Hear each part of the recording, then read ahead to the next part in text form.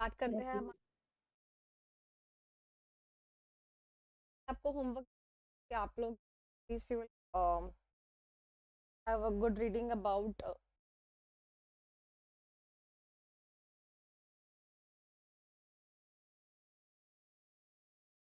Corporate corporate strategy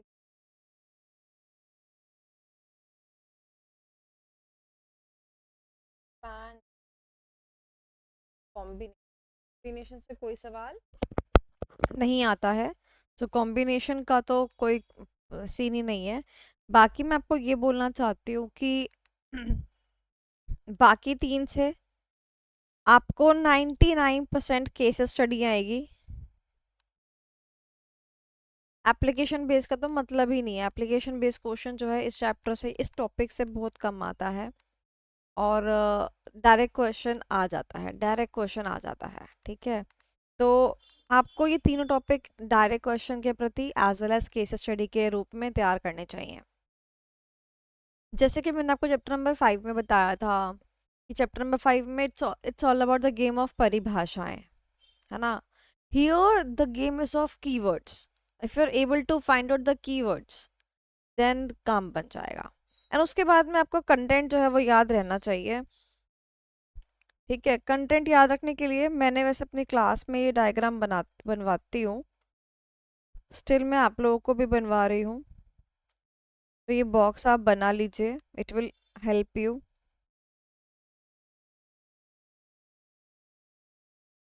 यहाँ पे मैंने लिखी है स्ट्रैटेजी, स्टेबिलिटी,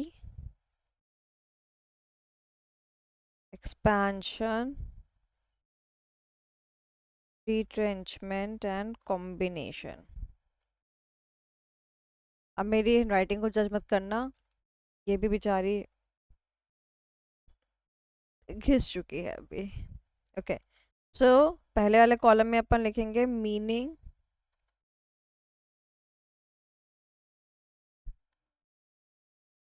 मीनिंग,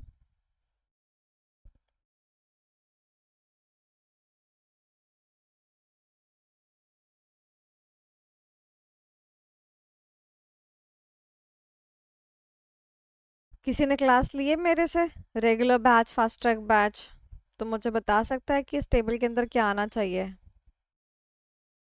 मुझे याद नहीं आ रहा है, कोई जो मुझे हेल्प कर दे।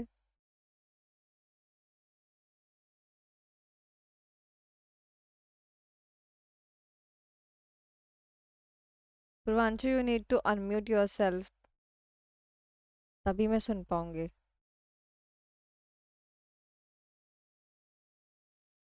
मैम मतलब मीनिंग में पूछ रहे हो या उसमें क्या इसके क्या आगे लिखना कॉलम है? में यहाँ क्या आएगा, यहाँ क्या आएगा?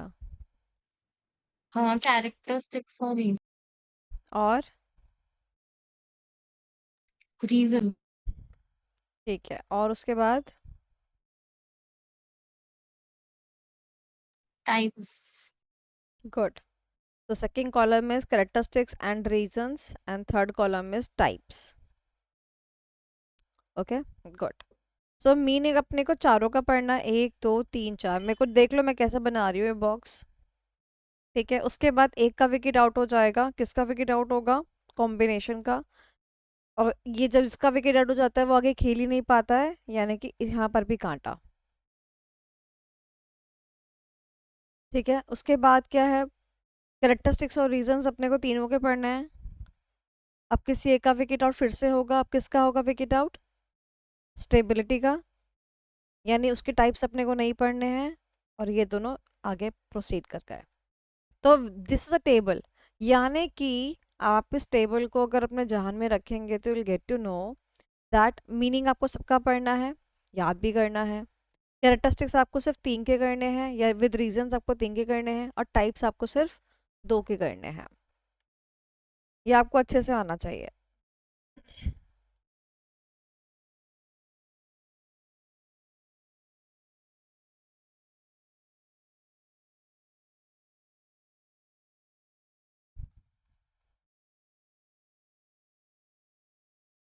So today we are going to cover questions based upon this. Okay, chalo. So we'll be starting with question number 11. Question number 11।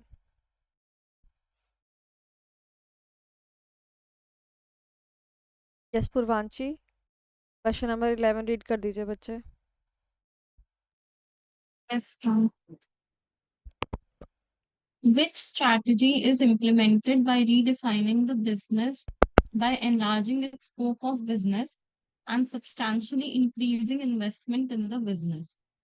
क्या पूछा Explain है the इसने? major. स्ट्रेटजी कौन सी, यानी स्ट्रेटजी का नाम बताना है जहां पर हम क्या करते हैं, डिफाइन, बिजनेस को रीडिफाइन करते हैं और क्या करते हैं, स्कोप को एनलार्ज करते हैं। तो बताओ इन चारों स्ट्रेटजी में से अपने दायरे को बढ़ाना किसके अंदर होता है? Expansion. और इवन सब्सटेंशियली, सब्सटेंशियली का मतलब अच्छा खासा, सब्सटेंशियली का मतलब क्या होता है, अच्छा खासा। सब्सटेंशियली इंक्रीजिंग द इन्वेस्टमेंट, तो आपने बिजनेस के स्कोप को बड़ा किया और साथ में इन्वेस्टमेंट को भी अच्छा खासा डाला। तो बताओ कौन सी स्ट्रेटजी हो गई, ग्रोथ और एक्सपेंशन स्ट्रेटजी। अब आगे उसने क्या पूछा है,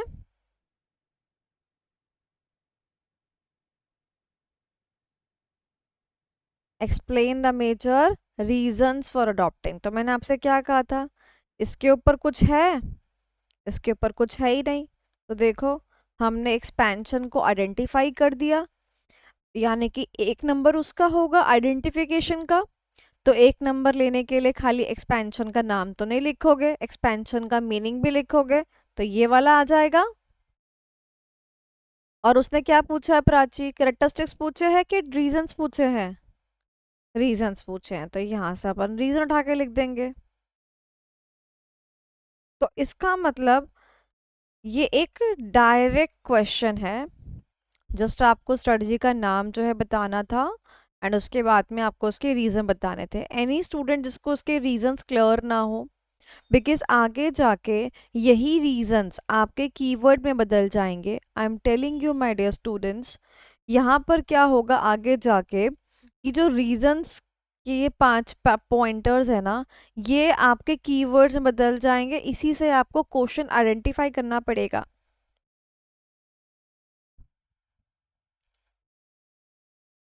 any problem in the reasons? चले आगे, done done done done. Okay, तो मैं आपको बता देना चाहती हूँ जो हमारे हैंड रिटन नोट्स हैं, मतलब मेरे हैंड रिटन नोट्स हैं, उसके अंदर भी ये सब गिवन है। तो आप चाहो तो वहां से कर सकते हो। तो देखो यहाँ पर ये रहा रीजन।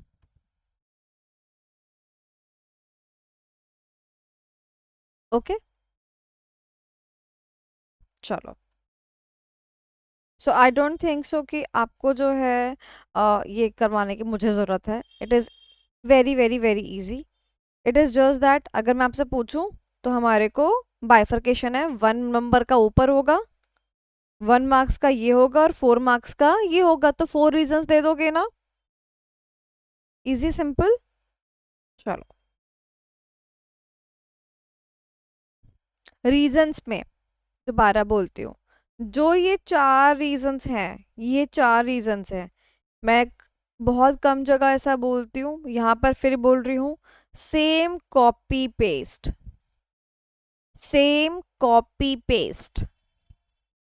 आपने इसका प्लस माइनस किया, आपके मार्क्स प्लस माइनस हो जाएंगे। ऐसे ही रीजंस आपको स्टेबिलिटी में भी गिवन है, ये रहे, सेम कॉपी पेस्ट आपको लिखना है, आपने प्लस माइनस करा तो आपके मार्क्स आपको पूरे नहीं मिलेंगे। यानी आप बना बना के अपना आंसर नहीं लिख सकते यहाँ पर, एज इट इज। चलो, तो नेक्स्ट क्वेश्चन करते हैं। Next question, question number 12। Direct question था तो मैंने आपके ऊपर ही छोड़ दिया है, ठीक है। आप क्वेश्चन नंबर 12 करते हैं। तरुण आप रीड करोगे बेटा। List out components of action plan for turnaround strategy.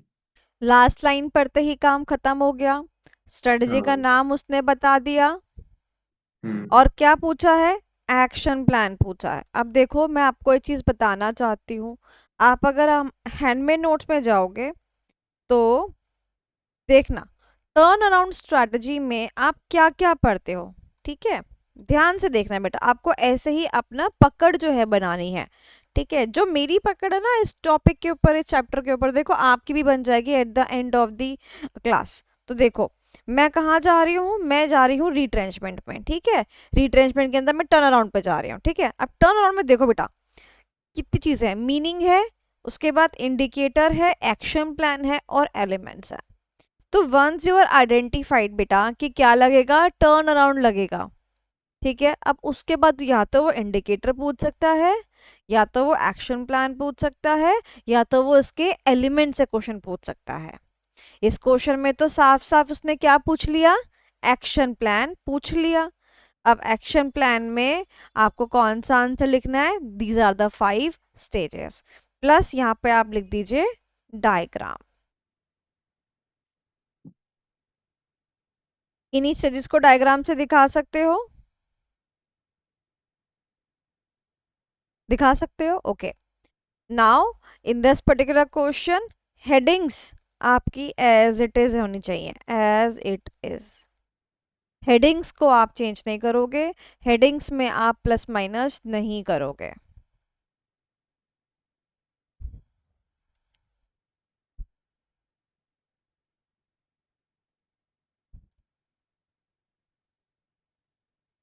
अब उसने क्या पूछा, list out the components of action plan. Okay ध्यान से मेरी बात सुनना, क्या बोला, components of action plan. Components का मतलब क्या होता है, कौन कौन सी बातें होंगी एक्शन प्लान में। तो आप जब कंपोनेंट्स लिखोगे तो क्या लिख दोगे, components of action plan which are as follows, 5 आप अपना दे दोगे। अब यहाँ पर मेन बात ये आती है कि मैम मैं इन कंपोनेंट्स को सिर्फ हेडिंग वाइज लिखूं या मैं इसको एक्सप्लेन करूं। तो आप ध्यान रखना आपके स्टडी मैट में, आपके क्वेश्चन बैंक में, चाहे इसकी एक्सप्लेनेशन गिवन हो या एक्सप्लेनेशन गिवन ना हो, आपको ये हमेशा विद एक्सप्लेनेशन लिखना है। क्या लिखना है, हमेशा इसको विद एक्सप्लेनेशन लिखना है। दोबारा से बोल रही हूँ, चाहे क्वेश्चन बैंक में इसकी एक्सप्लेनेशन हो चाहे नहीं हो, चाहे स्टडी मैट में एक पर्टिकुलर क्वेश्चन का आपको दिखे नहीं दिखे, बट आपको लिखना है। आप देख सकते हो तरुण, खुद देखो, क्या ये क्वेश्चन अभी तक कभी एग्जाम में आया, द आंसर इज नो। जब कोई क्वेश्चन एग्जाम में या इवन एमटीपी में आता है ना, तो मार्क्स के वेटेज के साथ आता है, तो हम समझ जाते हैं कि एक्सप्लेनेशन लिखनी है क्या नहीं लिखनी है। अब ये क्वेश्चन तो आरटीपी में आया, स्टडी मैट में आया, जहाँ पर हमारे को मार्क्स की वेटेज पता ही नहीं होती है, इसलिए बस वो क्या करते हैं, सजेस्टेड आंसर के तौर पे ये आंसर आना चाहिए आपको दे देते हैं। तो it is just a suggested answer, आपको पूरा एक्सप्लेन करके लिखना है। कोई बच्चा मुझे ये नहीं बोलेगा अगर ये क्वेश्चन एग्जाम में आता है कि मैम स्टडी मैट में तो एक्सप्लेनेशन नहीं गिवन थी, तो मैं भी हेडिंग लिख कर आ गया, ठीक है, ओके ओके ओके। अब इससे पहले भी इस क्वेश्चन के अंदर एक क्वेश्चन उसने पूछा, मैं जरा उस पार्ट को रीड करती हूँ। The chain wishes to know whether they should go for turn around और नॉट। तो ये भी एक पार्ट बना क्वेश्चन का कि वो आपसे पूछ रहा है कि क्या उसको टर्न अराउंड के लिए जाना चाहिए या नहीं जाना चाहिए। तो मुझे बताओ, अगर मैं बोलती हूँ कि कोई स्कूटी वाला है वो राइट तरफ इंडिकेट कर रहा है, तो इसका मतलब वो राइट जाना चाहता है ना, तो ये तो इसका नाम इंडिकेटर होता है। तो मुझे बताओ इसमें से, अब एक्शन प्लान तो हमने कवर कर लिया, अब कौन से पार्ट ऑफ द क्वेश्चन जो है यहाँ पे अट्रैक्ट होता है, इंडिकेटर्स। यानी कि अब मुझे क्या बताने पड़ेंगे, क्वेश्चन में से इंडिकेटर बताना पड़ेगा कि क्वेश्चन में कंपनी की ये हालात हैं, इसीलिए मुझे ये क्या है, मेरे लिए इंडिकेटर्स हैं, एंड हेंस मुझे क्या लगाना पड़ेगा, टर्न अराउंड लगाना पड़ेगा।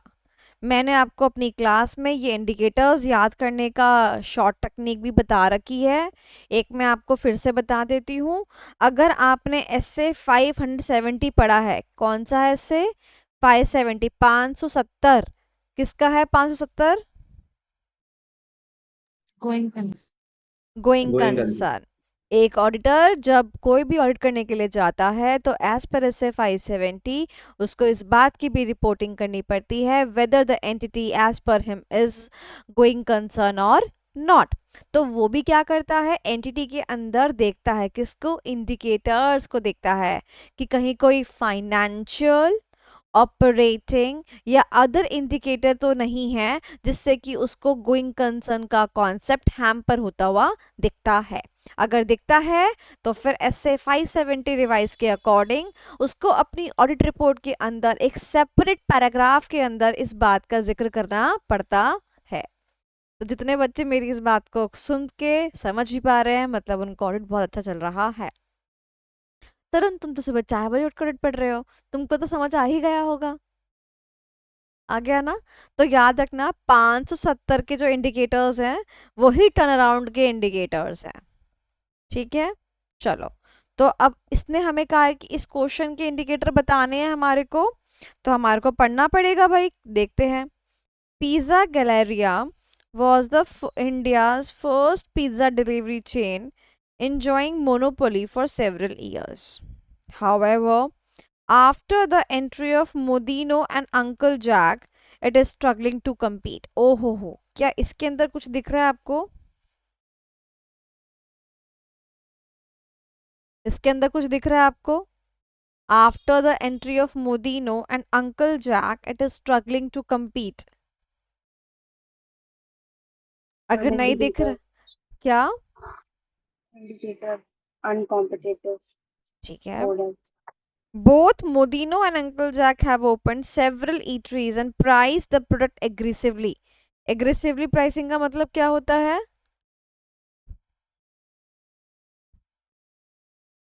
कट टू कट प्राइसेस पे दे रहे हैं, ठीक है। Therefore, in the last 4 years, ओहो हो, इसीलिए लास्ट 4 years से इनको क्या हो रहे हैं, सिग्निफिकेंट लॉसेस हो रहे हैं। तो चलो एक इंडिकेटर आप बता दो, एक इंडिकेटर मैं बता दूंगी। बताओ जल्दी।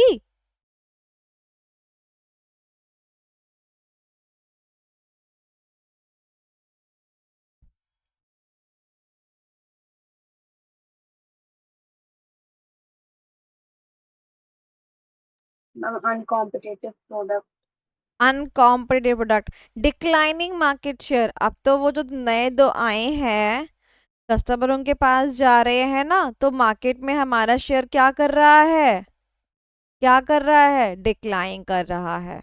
एंड एक और हमारे को दिख रहा है which is suffered significant losses for the last 4 years। तो यहाँ पर आपका कैश फ्लोज वर्ड भी आ सकता है और यहाँ पर आपका बेसिकली प्रॉफिट्स भी आ सकता है कि प्रॉफिट्स क्या कर रहे हैं आपके, डिक्लाइन कर रहे हैं। तो अब उसके अलावा आप क्या करोगे, तो क्वेश्चन में कैसे लिखना चाहिए कि जैसे ही क्वेश्चन की मैं बात करूं तो क्वेश्चन में आपका ये 2 पॉइंट्स प्लस बिजनेस का जो प्रॉफिट्स है वो डिक्लाइन कर रहा है, तो this is one of the, these are the indicators. And फिर आप लिखोगे the other indicators can be, फिर आप अदर इंडिकेटर्स लिखोगे। बात समझ में आई? चलो लेट्स एक बारी फ्रेम करके देखते हैं। क्वेश्चन नंबर कितना है, 12। This is a case study. मैं हेडिंग लिख देती हूँ बेटा, टर्न अराउंड स्ट्रैटेजी लिख दूं? No मैम, क्यों? आंसर हेडिंग थोड़ी होता अरे बुद्धू लिख सकती हूँ, पूछ क्यों, क्योंकि इसने लिख दिया ना, खुद ही मेंशन कर दिया ना टर्न अराउंड। अगर ये हमसे पूछता तो ये हमारा जवाब होता। इसने तो बता दिया ना, let's solve the components of action plan for the turn around, तो क्लास ने खुद ही बता दिया। तो अगर उसने है। खुद ही बता दिया then we can write, but अगर ये खुद नहीं बताता, हमारा ये जवाब होता, तो फिर ये यहाँ पर नहीं आता। तो फिर रिट्रेंचमेंट आ जाता। यस।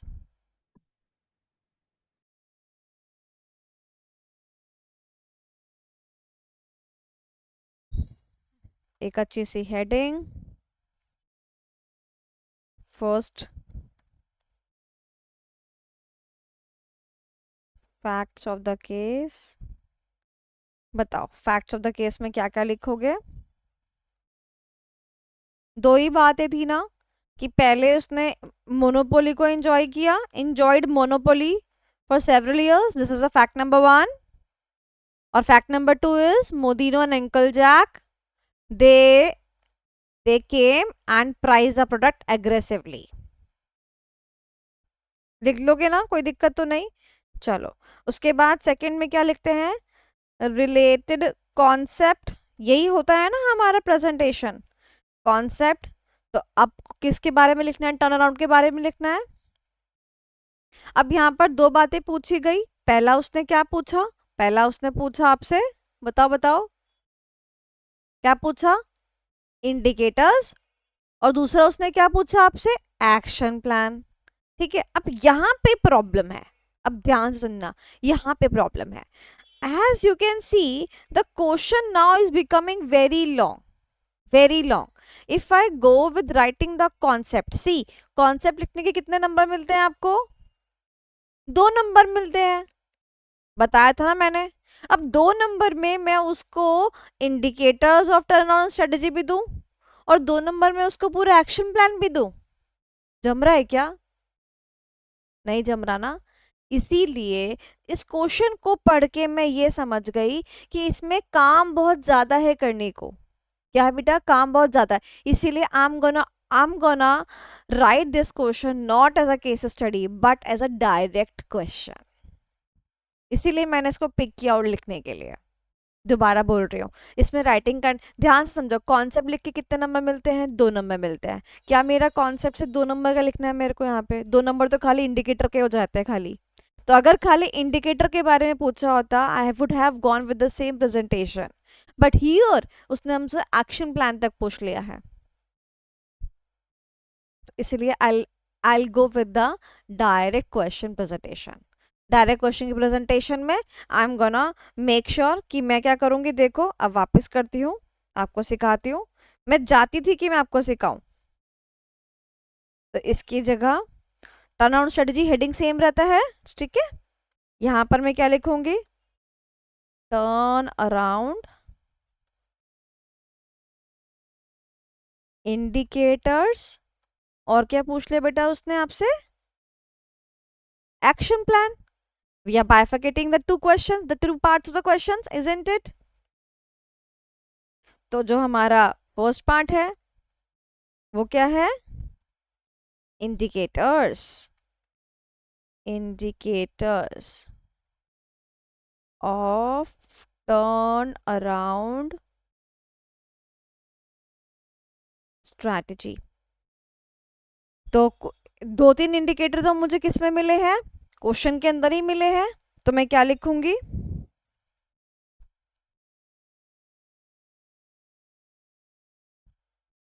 नाम क्या था इस कंपनी का? Pizza Galleria.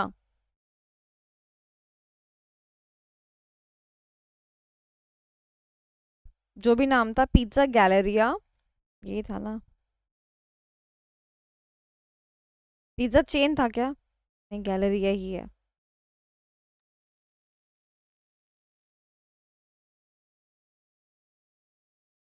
Pizza Galleria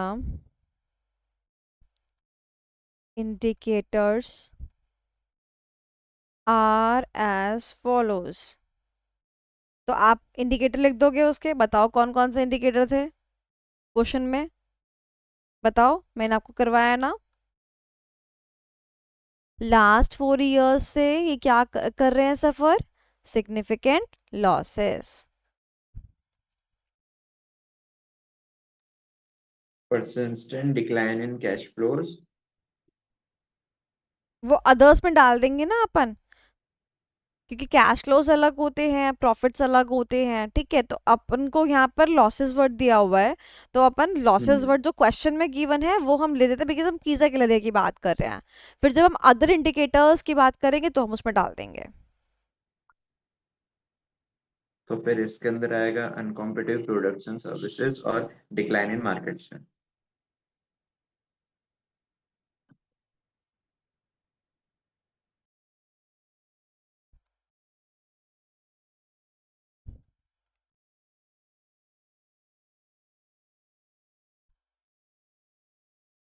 uncompetitive product due to entry of other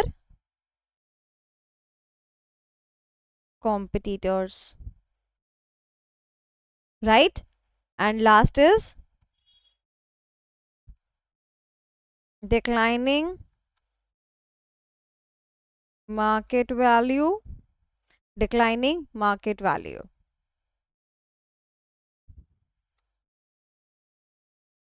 Other indicators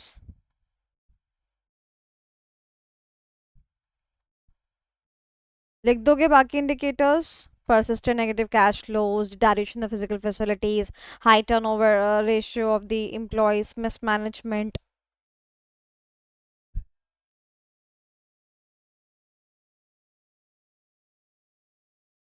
अब पार्ट बी के ऊपर आएंगे बेटा. पार्ट बी के किसके ऊपर था?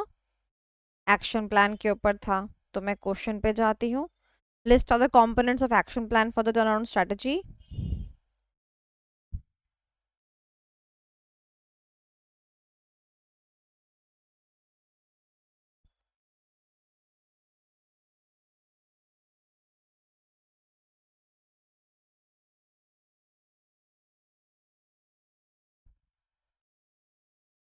अब आप एक्शन प्लान तो लिख सकते हैं.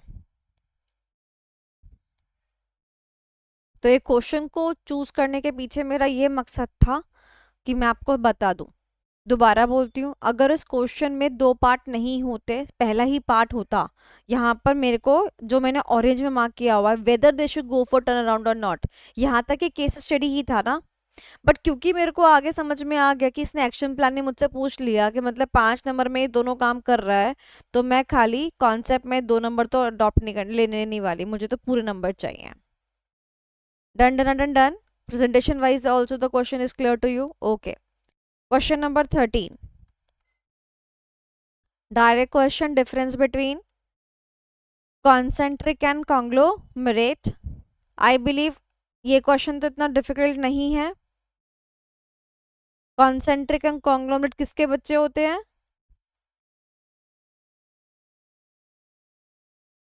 expansion, डाइवर्सिफिकेशन के.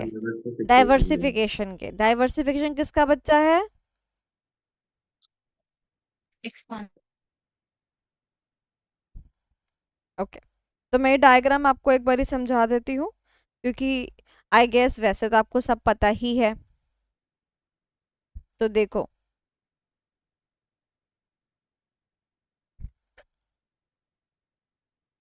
ये डायग्राम आपको दिख रहा है. सो इस डायग्राम को एक्सप्लेन कर देती हूँ. एक्सपेंशन करने के दो तरीके होते हैं, रास्ते होते हैं. पहला इंटरनल रास्ता, दूसरा एक्सटर्नल रास्ता. एक होते हैं बाहर वाली और एक होती है घर वाली. पहले मैं बाहर वाले की बात करती हूँ. बाहर वाली यानी कि हम किसी बाहर वाले के साथ मिलकर क्या करते हैं? अपनी एंटिटी को एनलार्ज करते हैं. हम जब बाहर वाले के साथ मिल रहे हैं तो हम दो तरीकों से मिल सकते हैं. पहला टेम्पररी बेसिस पर, जिसको कि हम स्ट्रेटेजिक अलायंस कहते हैं, जैसे कि दो फैकल्टीज आपस में मिल जाती हैं बट कुछ वक्त के लिए तो मिलती हैं, राइट. दूसरा परमानेंट बेसिस पर, यानी कि वी आर गोइंग फॉर इधर मर्जर्स और द एक्विजिशन. जैसे एक कंपनी ने दूसरी कंपनी को क्या किया? एक्वायर कर लिया. तो ये परमानेंट रास्ता हो चुका है. नाउ दूसरा रास्ता क्या होता है? इंटरनल. इंटरनल का मतलब होता है हम ही कुछ कर रहे हैं, यानी कि there is no involvement of the other entity. ना तो हम मर्ज कर रहे हैं, ना तो हम अलायंस कर रहे हैं. हम ही कुछ और कर रहे हैं, हम ही कुछ और कर रहे हैं. उसके भी दो तरीके होते हैं, इंटेंसिफिकेशन एंड डाइवर्सिफिकेशन. इंटेंसिफिकेशन को हम part B of the chapter में पढ़ते हैं, जिसमें कि हम पढ़ते हैं market penetration, product development and market development. दूसरा तरीका होता है डाइवर्सिफिकेशन. डाइवर्सिफिकेशन को ही आगे लेके जाता है और डाइवर्सिफिकेशन के फिर ये दो पार्ट करता है. डाइवर्सिफिकेशन के फिर ये दो पार्ट करता है. डाइवर्सिफिकेशन क्या होता है? शायद आपने पढ़ा हो, न्यू बिजनेस या new product into new market पढ़ा है ना आपने. उसी चीज को हम थोड़ा सा एक्सपैंड करके पढ़ते हैं, यानी कि हम कोई नया प्रोडक्ट लेकर आते हैं। तो जब जो हम नया प्रोडक्ट लेकर आते हैं ना, जो नया है ना, हम उसकी बात कर रहे हैं, तो जो नया है वो हमारे पुराने बिजनेस से मिलता जुलता हो भी सकता है और नया प्रोडक्ट हमारे बिजनेस से मिलता जुलता नहीं भी हो सकता है, राइट। जैसे मान लो मैं अगर कुछ नया पढ़ाना शुरू कर दूं तो वो मेरे स्ट्रेटेजिक मैनेजमेंट सब्जेक्ट से मिलता जुलता हो भी सकता है और मिलता जुलता नहीं भी हो सकता है। मान लो मैं मैथ्स पढ़ाना शुरू कर दूं तो क्या मैथ्स पुराने पीरियड से मिलता जुलता है या नहीं है, right. It can be there. So मिलता जुलता होगा तो क्या बोलते हैं उसको, कॉन्सेंट्रिक। मिलता जुलता नहीं होता है तो क्या बोलते हैं उसको, conglomerate. Now what is the testometer, कैसे टेस्ट करना है कि वो मिलता जुलता है कि नहीं है। तो पहला तो अपनी इंट्यूशन और दूसरा है ये PTM प्रोसेस। PTM यानी कि प्रोसेस, टेक्नोलॉजी एंड मार्केटिंग। यानी कि अगर वो आपके पुराने बिजनेस के साथ में लिंक करता है in any way, the process is same, the technology is same और the marketing is same, then हम उसको कॉन्सेंट्रिक कहते हैं, अदरवाइज हम उसको कॉन्ग्लोमरेट कहते हैं। ठीक है, तो आपको याद रखना है, इन्हीं पॉइंट्स को लिखना है आपको। अब यहाँ पर कॉन्सेंट्रिक के अंदर भी दो तरीके होते हैं। कॉन्सेंट्रिक में हम एक ऐसे प्रोडक्ट में बनाने में एंटर कर रहे हैं जो हमसे मिलता जुलता है, यानी कि हम सेम सप्लाई चेन में रहेंगे, या तो हम अपने से पीछे वाले भाग पे चले जाएंगे या तो हम अपने से आगे वाले भाग में चले जाएंगे। पीछे वाले भाग का मतलब है सप्लाई चेन में अगर हम होलसेलर हैं तो हम मैन्युफैक्चरिंग चालू कर देंगे जी, या फिर अगर हम होलसेलर है तो रिटेलिंग चालू कर देंगे जी। सो इसका मतलब होता है मूविंग बैकवर्ड और moving forward in the supply chain. इसमें सप्लाई चेन सेम रहती है क्योंकि जो हमारा प्रोडक्ट होता है वो ऑलमोस्ट सिमिलर रहता है। अब बात करते हैं हॉरिजॉन्टल की। हॉरिजॉन्टल का मतलब क्या होता है, यानी कि ये भी किसका पार्ट है, हमारा कॉन्सेंट्रिक का ही है। यहाँ पर भी हमारा प्रोडक्ट जो है वो मिलता जुलता ही है क्योंकि बिजनेस क्या था, हमारा रिलेटेड बिजनेस था। तो प्रोडक्ट्स की कैटेगरी 3 है यहाँ पर, very important. If the products are complementary products या बाय प्रोडक्ट्स या फिर कॉम्पिटिटर प्रोडक्ट्स, तो हम क्या करते हैं, तो हम उसको उस कैटेगरी में आने की कोशिश करते हैं। जैसे कि एग्जाम्पल, आपको कॉम्प्लीमेंट्री तो बहुत अच्छे से समझ में आता है। मैं अभी तक पेन की बॉडी, जो ये पेन की बॉडी है, इसकी मैन्युफैक्चरिंग कर रही थी। फिर उसके बाद मेरे को समझ में आया कि pen and refill are the complementary goods, the use of one without another does not satisfy the consumer. Therefore मैंने क्या किया कि पेन की बॉडी के साथ साथ एक डिफरेंट सप्लाई चेन, किसकी सप्लाई चेन, रिफिल की सप्लाई चेन में एंटर कर दिया। बट रहेगा हमेशा बराबरी का मामला। यहाँ पर भी मैं पेन की बॉडी की मैन्युफैक्चरर थी और यहाँ पर भी मैं रिफिल की मैन्युफैक्चरर हूँ, और now I am making a wholesome products. The products are interlinked as because these are the complementary products. तो याद ध्यान रखिएगा, अगर आपकी केस क्वेश्चन में ये CBC काउंट है, यानी इधर the products are complementary products या बाय प्रोडक्ट्स या फिर कॉम्पिटिटर प्रोडक्ट्स, तो उस केस में हमारा हॉरिजॉन्टल लगता है। यहाँ पर डिफरेंट सप्लाई चेन होती है बट लेवल क्या होता है, हमेशा सेम रहता है। मैंने आपको अभी भी ये नहीं कहा दूसरी कंपनी, मैंने कहा मैं ही, ध्यान से सुनना, मैं ही पेन की बॉडी बनाती थी, मैं ही पेन का रिफिल बना रही हूं। क्या मैंने दूसरी कंपनी की बात करी? The answer is no. दूसरी कंपनी अगर एग्जिस्टेंस में आती है तो वो एक दूसरा रास्ता है, एक्सटर्नल वाला, या तो मर्जर्स एंड एक्विजिशंस लगेगा या तो स्ट्रेटेजिक अलायंस लगेगा, depending upon the duration of the business. Temporary in nature है तो अलायंस लगेगा, परमानेंट इन नेचर है तो मर्जर्स एंड एक्विजिशंस लगेंगे। This is a simple trick to regain all the concepts together. So I believe you can just do it. तो ये आपका homework है। मैंने आपको प्रेजेंटेशन सिखा रखी है डिफरेंस बिटवीन की, सिखा रखी है, तो आप इसको एज पर योर प्रेजेंटेशन करेंगे। ओके, चलो। So now next question is question number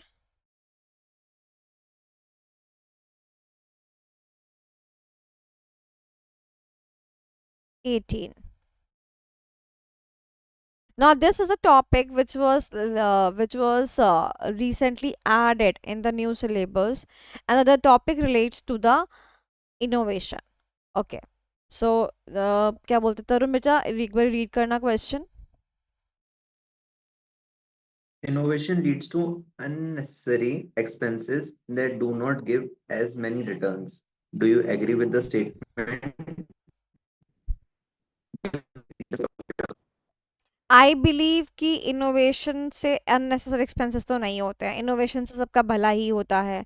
अगर लोग ये सोचने लग जाएंगे कि इनोवेशन इज इक्वल टू खर्चा, फिर तो कभी भी कोई जो है आगे नहीं बढ़ पाएगा. बट उसने पता है क्या किया, इसने बकवास सिर्फ इसलिए करी ताकि वो ये जो वर्ड है ना, ये आपके दिमाग में डाल सके. कौन सा वर्ड है? इनोवेशन है. अब इनोवेशन आप कहाँ पढ़ते हो? देखो क्या लिखा है, एक्सपेंशन थ्रू इनोवेशन. अब ये क्या है, ध्यान से सुनेंगे. देखिए, एक था कॉन्सेंट्रिक, एक था कॉन्ग्लोमरेट. बट एक और चीज है, जैसे मान लो मैं टीच कर रही थी ऑफलाइन, ठीक है. अब मैं टीच कर रही हूँ ऑनलाइन. मैंने एक्सपैंड किया, हाँ किया. मेरा स्कोप ऑफ बिजनेस एनलार्ज हुआ, हाँ हुआ. बट क्या मैंने कोई नया प्रोडक्ट लाया, या मैंने प्रोडक्ट लाइन चेंज करी, या मैंने कुछ नया मैन्युफैक्चर करना शुरू किया? The answer is no. But मैंने क्या लाया? मैंने इनोवेशन लाया. यानी कि जब आप अपने काम को क्या करते हो बेटा, अपग्रेड करते हो. एग्जिस्टिंग काम को, एग्जिस्टिंग प्रोडक्ट को आप क्या करते हो, अपग्रेड करते हो. तो किस कैटेगरी में आता है? Expansion through innovation. एग्जाम्पल क्या बोलते हैं, एक ना जैसे my father used to have a masala factory. I guess it was like back then 15 years before. तो मसाले के जो पैकेट्स होते थे ना, उनको पैक करना होता था. ठीक है. तो अगर आपको ना पता हो तो एक मेथड है, मैनुअल मेथड. मोमबत्ती को जलाते हैं, पॉलिथीन को लेके जाते हैं, तो वहां से वो सीलिंग प्रोड्यूस करता है. कभी देखा हो मेथड तो पूछना कभी अपने पापा मम्मी से. ये एक मैनुअल मेथड है किसी चीज को सील करने का. ठीक है. उसके बाद हमने देखा कि नहीं यार, इसकी तो मशीन आती है मार्केट में. हम मशीन खरीद के ले आए और अपने पैकेट को उसके अंदर रखा, वो 1 सेकंड के अंदर सील कर देता था. तो मैंने कोई नया काम करा क्या? नहीं. मैंने उसी काम को क्या किया, जस्ट उसके बेटर फॉर्मेट में किया. इसको क्या कहते हैं? Upgradation. Is it clear? Upgradation. तो इसका मतलब अपग्रेडेशन से क्या क्या होता है, इसका निमोनिक है PCS. कोई कॉम्प्लेक्स प्रॉब्लम थी, जैसे कि एग्जांपल मेरा वो मसाले को पैक करने का प्रॉब्लम, वो क्या हो गया, सॉल्व हो गया. इससे मेरी प्रोडक्टिविटी क्या कर गई, इंक्रीज कर गई. एक मोमबत्ती से पैकेट को पैक करना वर्सेस एक मशीन आ गई टोटलिटी में, तो मेरा प्रोडक्टिविटी इंक्रीज कर जाएगा कि नहीं कर जाएगा? और जब प्रोडक्टिविटी इंक्रीज करेगा तो मुझे कंपटीशन में क्या मिल जाएगा, एडवांटेज मिल जाएगा. So the mnemonic is PCS. तो अगर एक्सपेंशन बाय इनोवेशन आता है तो यही 3 पॉइंट जो है आपके एप्लीकेबल होंगे. और मुझे लगता है कि ये क्वेश्चन अब आपका आने वाला है वापस वो वक्त जब आपसे इसके ऊपर डायरेक्ट क्वेश्चन पूछा जा सकता है. अब यहाँ पर आपको इजी कर दिया गया था. अगर आप देखें तो ये मई 24 में आया था. ठीक है. तो मई 24 में क्या हुआ, नया नया टॉपिक इंट्रोड्यूस हुआ था. मई 24 में तो फर्स्ट टाइम इंट्रोड्यूस हुआ था. तो फिर बच्चे को जो है हिंट मिल गया इनोवेशन वर्ड से. बट अब मुझे लगता है कि जब ये क्वेश्चन आएगा ना, तो पहले आपको आइडेंटिफाई करना पड़ेगा कि ये एक्सपेंशन बाय इनोवेशन है. और उसके बाद फिर आपसे आपको ये तीनों पॉइंट्स पूछेगा, रीजंस पूछेगा, या जो भी पूछेगा. तो अब मैं आपको जो मार्क करवाने जा रही हूँ वो ध्यान से सुनना. एक्सपेंशन थ्रू इनोवेशन में पहली बात तो जो ये आपका रेड कलर में लिखा हुआ है ना, इसको बाय हार्ट कर लीजिए, बाय हार्ट कर लीजिए. दूसरा, यहाँ पर एक वर्ड लिखा है ना, ऑफर्स, इसके साथ में एक वर्ड और लिख लीजिए, रीजंस. तो ये 2 वर्ड पे अपना दिमाग खोल के रखिएगा. और तीसरा, आपको समझ में आ गया ना एक्सपेंशन बाय इनोवेशन क्या होता है, उसी काम को विद द इनोवेटिव उससे करना, it is known as expansion through innovation. तो आप जब आंख ना कान होगा क्या कि जब बच्चा एक्सपेंशन के बारे में सोचता है ना, तो वो खाली डाइवर्सिफिकेशन, कॉन्ग्लोमरेट, कॉन्सेंट्रिक के बारे में सोचता है, वो इस पर आता ही नहीं है। ठीक है, अब मैं आपको एक बात बताना चाहती हूँ कि बच्चों ने गलती परफॉर्म करी थी इसके अंदर, इस क्वेश्चन के अंदर, वो क्या थी। तो हुआ क्या कि जब बच्चों ने क्वेश्चन देखा तो कुछ बच्चे तो उसको पिकअप ही नहीं कर पाए, बट जो पिकअप कर पाए उनको भी फुल मार्क्स नहीं मिल पाए, जबकि ये तो डायरेक्ट क्वेश्चन था। तो इसका इसका जो प्रॉब्लम था, प्रॉब्लमेटिक एरिया था जो बच्चे नहीं कर पाए, वो क्या था। आप देखो क्वेश्चन में क्या लिखा है, do you agree with the statement. फिर क्या लिखा है, give reasons to support your answer. तो this is the part A of the question and this is the part B of the question. तो पार्ट ए में आपको लिखना पड़ेगा, yes I disagree with the statement, innovation से कोई unnecessary expenses नहीं होते हैं। ठीक है, और अब जब आप फर्स्ट पार्ट अटेम्प्ट कर लेते तो तुरंत आपको एक नंबर वहीं मिल जाता, बट बच्चों ने इवन ये तक अटेम्प्ट नहीं करा। सो आपको लिखना पड़ेगा, do you agree with the statement. तो आपको ये वाली बात, ये डायरेक्ट क्वेश्चन है ना, साफ साफ लिखना पड़ेगा, यस आई अग्री और आई डिसअग्री। फिर आप रीजन बताओगे, फॉर द या फिर due to the following reasons. ये 3 रीजंस हैं कि नहीं भाई, इनोवेशन से तो हमारी कॉम्प्लेक्स प्रॉब्लम सॉल्व होती है, हमारी प्रोडक्टिविटी इंक्रीज होती है, और हमें कंपटीशन में क्या मिलता है, एडवांटेज मिलता है। सो इम्पॉर्टेंट है, मस्ट गो थ्रू।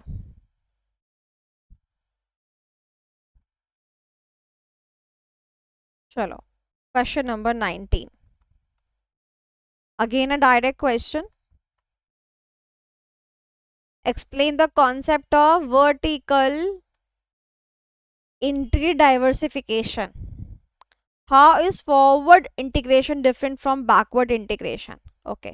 क्या यहाँ पर एक ही पार्ट पूछा है? The answer is no.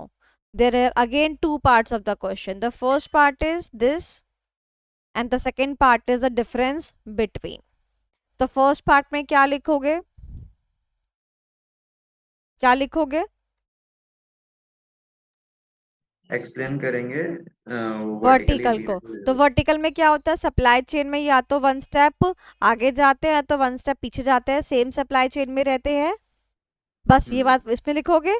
और जब आप आगे जाते हो तो उसको फॉरवर्ड बोलते हो, और जब आप पीछे जाते हो तो आप उसको बैकवर्ड बोलते हो। अब आपको पार्ट भी अगर दिखता है डिफरेंस बिटवीन के तौर पे आप लिख सकते हो तो डेफिनेटली लिख दो। ठीक है ना, डिफरेंस बिटवीन में बेसिस क्या हो सकता है, पहला बेसिस मीनिंग हो सकता है, दूसरा बेसिस ये हो सकता है, अगर आपको वर्ड याद हो तो मैं आपको कीवर्ड याद कराती हूँ, यहाँ पर होता है इनपुट प्रोवाइडर, मैं क्लास में याद कराती हूँ किसी को याद है तो अगर, और यहाँ पर वर्ड होता है आउटपुट डिस्ट्रीब्यूटर। या तो मैं मेरे इनपुट प्रोवाइडर के बिजनेस पे एंटर कर जाती हूँ, या तो मैं मेरे आउटपुट डिस्ट्रीब्यूटर के बिजनेस पे एंटर कर जाती हूँ, and this can also be the one of the basis for the difference between. ठीक है, and last you can go with the example. If a coffee bean retailer goes into the manufacturing, this is backward integration. तो ऐसे करके आप दोनों के example दे सकते हो, बट क्या खुद के बना एग्जाम्पल लिख सकते हो? The answer is no. तो या तो मेरे वाले जो नोट्स हैं उसमें से देख सकते हो आप, या फिर आप स्टडी मैट से देख सकते हो। ठीक है,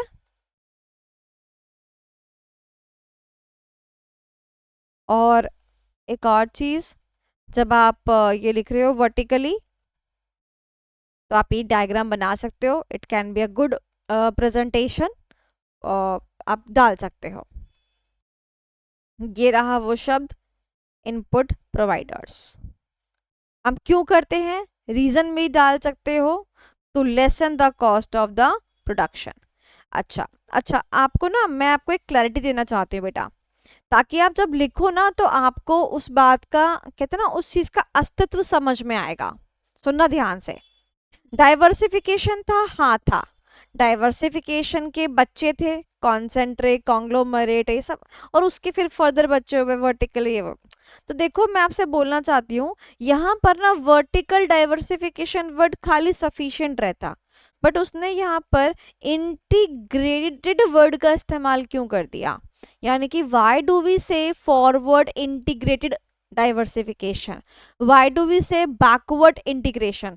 इंटीग्रेशन वर्ड क्यों लिखा है? डाइवर्सिफिकेशन तो चलो उसका सरनेम चला आ रहा है, इंटीग्रेशन वर्ड कल काहे लिख दिया है? क्या मेरा क्वेश्चन समझ में आया आपको? क्वेश्चन समझ में आया? डाइवर्सिफिकेशन का तो ये बच्चे थे, देखो डाइवर्सिफिकेशन के तो ये बच्चे हैं। डाइवर्सिफिकेशन के दो बच्चे, कॉन्सेंट्रिक एंड कॉन्ग्लोमरेट। कॉन्सेंट्रिक के दो तरीके, दो डायरेक्शन, यानी दो रास्ते, या तो वर्टिकल जा सकता है या तो हॉरिजॉन्टल जा सकते हैं। अब वर्टिकल के आगे खाली डाइवर्सिफिकेशन लिख सकता है ना, बट इसने ये वर्ड इंटीग्रेटेड क्यों किया? तो जब तक मैं आपको बताऊंगी नहीं, आपको समझ नहीं आएगा इसका वैल्यू क्या है। सुनना ध्यान से। हमने क्या कहा? सप्लाई चेन में या तो हम एक स्टेप आगे जाते हैं तो हम एक स्टेप पीछे जाते हैं, एग्री करते हो? कौन जाता है एक स्टेप आगे और कौन जाता है एक स्टेप पीछे? हम जाते हैं ना। यानी कि एग्जिस्टिंग बिजनेस क्या करना शुरू कर देती है?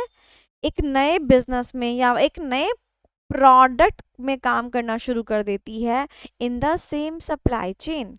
यानी मैं क्या कहना चाहती हूँ, थोड़ा सा ध्यान से समझेंगे, ध्यान से समझेंगे। यहाँ पे दोबारा बनाती हूँ। If I am the wholesaler of a product, मैं किस में एंटर कर रही हूँ बेटा? मैन्युफैक्चर में एंटर कर रही हूँ। This is known as backward integration diversification. अब मैं यहाँ पर आपको इंटीग्रेशन वर्ड के बारे में बताना चाहती हूँ। इंटीग्रेशन का मतलब, इंटीग्रेट का मतलब क्या होता है? जुड़ना। यानी कि तरुण, मैं अभी ये काम भी कर रही हूँ और अभी मैं ये काम भी करूंगी, दोनों का क्या हुआ? इंटीग्रेशन हुआ। अगर मैं खाली बोलूं वर्टिकल डाइवर्सिफिकेशन, तो डाइवर्सिफिकेशन का मतलब तो रूट डाइवर्सिफाई करना हो गया, यानी मैंने ये छोड़ दिया और ये मैंने पकड़ लिया। जबकि क्या इसका कहने का मतलब ये है? The answer is no. मेरे कहने का मतलब है वर्टिकल इंटीग्रेटेड डाइवर्सिफिकेशन में क्या होता है, मैं ये कर रही थी और मैं इसमें भी एंटर कर गई। क्या आपको बात समझ में आई? मैं इंटर का लॉ पढ़ाती थी एग्जाम्पल, और मैं फाउंडेशन के लॉ में एंटर कर गई, और अब मैं फाउंडेशन का लॉ भी पढ़ाती हूँ और इंटर का लॉ भी पढ़ाती हूँ। इंटीग्रेशन हुआ। अगर मैं ये बोल दूं कि भाई मैं इंटर का लॉ पढ़ाती थी और मैं अब इंटर का लॉ छोड़ के फाउंडेशन में खाली चली गई, इंटर नहीं पढ़ा रही, इंटर का लॉ नहीं पढ़ा रही, तो खाली डाइवर्सिफिकेशन वर्ड आता है। तो इंटीग्रेशन वर्ड क्यों आया, समझ में आया? इसीलिए मैंने बहुत सारे क्वेश्चन में, सॉरी कॉपीज में, जब जब मैं चेक करती हूँ ना, तो मैं देखती हूँ बच्चा ना वर्टिकल डाइवर्सिफिकेशन लिखता है, उसको नहीं पता ना वो गलती क्या कर रहा है। पर अब आपको समझ में आ गया। अगर आपने खाली वर्टिकल इंटीग्रेशन वर्ड नहीं लिखा, पूरा नहीं लिखा, तो इसका कितना गलत इम्पैक्ट जा रहा है। आपने सीधे सीधे ये बोल दिया कि जो वो कर रहा था उसने वो छोड़ दिया। क्या ऐसा है? नहीं। मैंने आपको इस बात की पुष्टि के लिए एक बात और भी देखो, कि जैसे एग्जांपल हम ऐसा क्यों करते हैं, क्योंकि उसने बोला to lessen the cost of production, या to lessen the cost, cost को कम करने के लिए। अरे कॉस्ट कब कम होगी? कॉस्ट तो कब कम होगी ना, जब हम जो है उस चीज को भी करें जो हमारा प्रोड्यूसर कर रहा था। as simple is that. अगर हम ये काम छोड़ के प्रोडक्शन में लग जाएंगे तो कॉस्ट कैसे कम हो गया?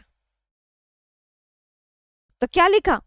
Where by a company will purchase or build a business that will increase its own capability। समझ रहे हो? आपकी कैपेबिलिटी इंक्रीज की जाती है। अभी तक आप सिर्फ मैन्युफैक्चरिंग कर रहे थे और अब आपने होलसेलिंग भी स्टार्ट कर दी, या फिर अभी तक आप होलसेलिंग कर रहे थे, आपने रिटेलिंग भी स्टार्ट कर दी। अब बात समझ में आई? क्लियर हुआ? तो मेरा मकसद बताने के पीछे क्या था, कि जब एग्जाम में लिखो तो पूरा वर्ड लिखना है, vertical integrated diversification, forward integration, backward integration. तो अब मैं क्या तुमको ये वाला क्वेश्चन भी होमवर्क दे सकती हूँ, पार्ट बी अच्छे से मैंने एक्सप्लेन कर दिया है।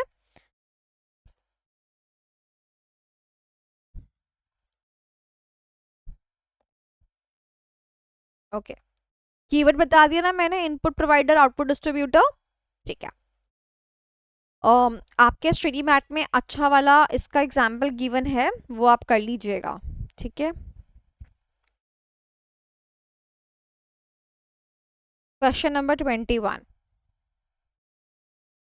क्वेश्चन नंबर 21 बड़ा क्वेश्चन है, कोई ऑप्शन है क्या? लास्ट लाइन पढ़ लेते हैं। Discuss the strategy which can be adopted by Shri. Oh no, इससे तो कुछ फर्क ही नहीं पड़ रहा, इससे ऊपर की बात पढ़ लेते हैं। The management directs the Shri to act quick and to develop a suitable strategic plan. क्या बनाना है? एक प्लान बनाना है। ठीक है, हालांकि मुझे इससे भी कुछ पता नहीं चल रहा कि कौन सा टॉपिक लगेगा, तो मुझे क्वेश्चन को पूरा ही पढ़ना पड़ेगा। तो Purvanshi, you will read the question. Yes, ma'am. A company manufactures computers that are of low in production cost, competitive price, and quality to their competitors' product. Profits and market share are declining day by day.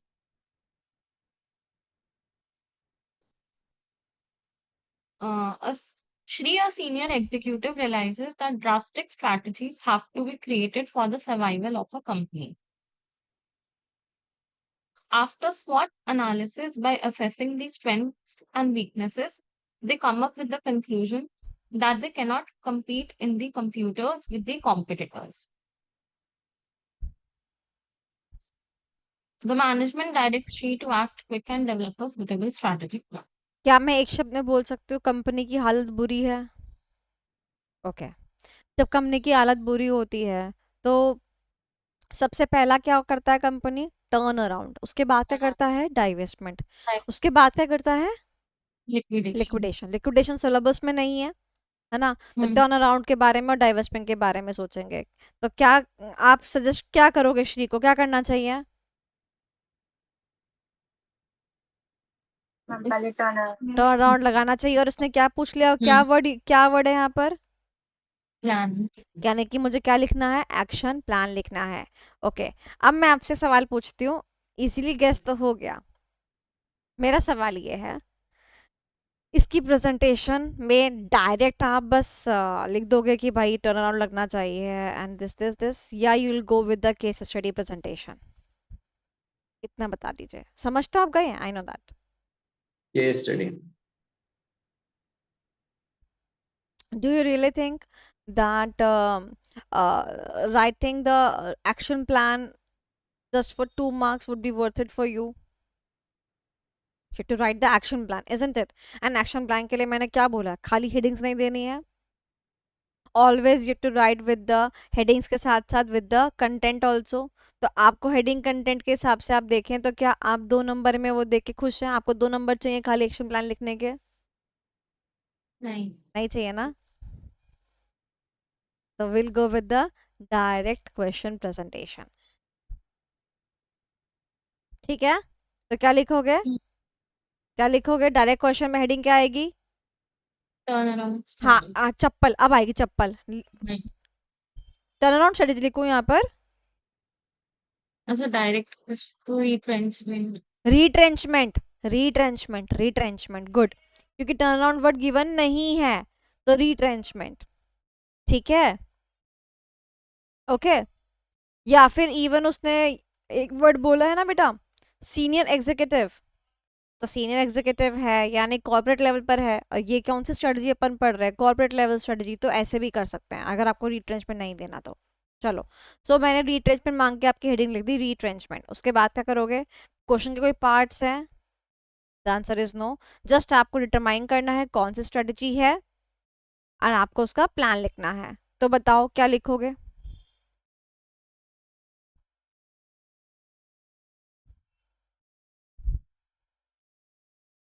क्या लिखोगे? Discuss the strategy which can be adopted by Shri, तो आप लिखोगे the strategy which may be adopted by Shri, opted by Shri is the turn around strategy. Done. उसके बाद उसने क्या पूछा? Action plan. तो 5 नंबर के लिए क्या दे दोगे? एक्शन प्लान दे दोगे। बट एक बात मुझे बताओ, अब आपने टर्न अराउंड क्यों बोला?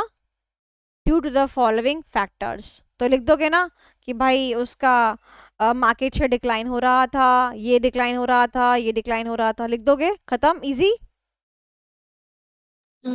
चलो, ये आपका होमवर्क है, एक्विजिशंस एंड मर्जर्स के ऊपर शॉर्ट नोट। इससे तो मैं क्या ही बोलूं। Question number 23, justify the statement expansion is opposite of stability, या stability is opposite of expansion. ये वाली बात भी आपको पता है दोनों, मैं नहीं कराऊंगी तब वाहियात question. Difference between divestment and liquidation, अगर आप देखें इस क्वेश्चन को रीड करें तो, क्योंकि लिक्विडेशन आपके सिलेबस में नहीं है, तो ये क्वेश्चन को अगर आप देखें तो आप देखोगे कि ये 2023-24 के बाद नहीं आया है, क्योंकि सिलेबस में ही नहीं है। ठीक है, तो अब आप इस क्वेश्चन को कट कर देंगे, आपके लिए इम्पोर्टेंट नहीं है।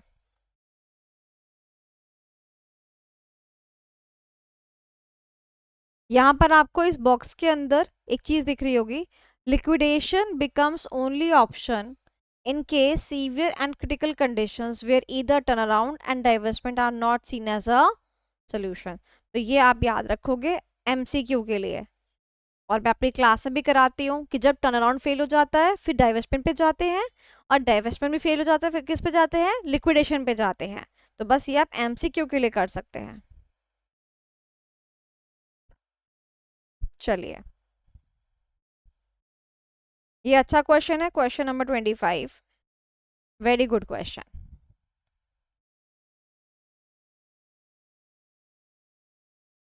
करे, लास्ट लाइन मैं पढ़ती हूँ, बाकी क्वेश्चन पूर्वांशी पढ़ेगी। Identify and explain the growth strategy adopted by Flyby. Growth मतलब साफ साफ उसने बोल दिया एक्सपेंशन है।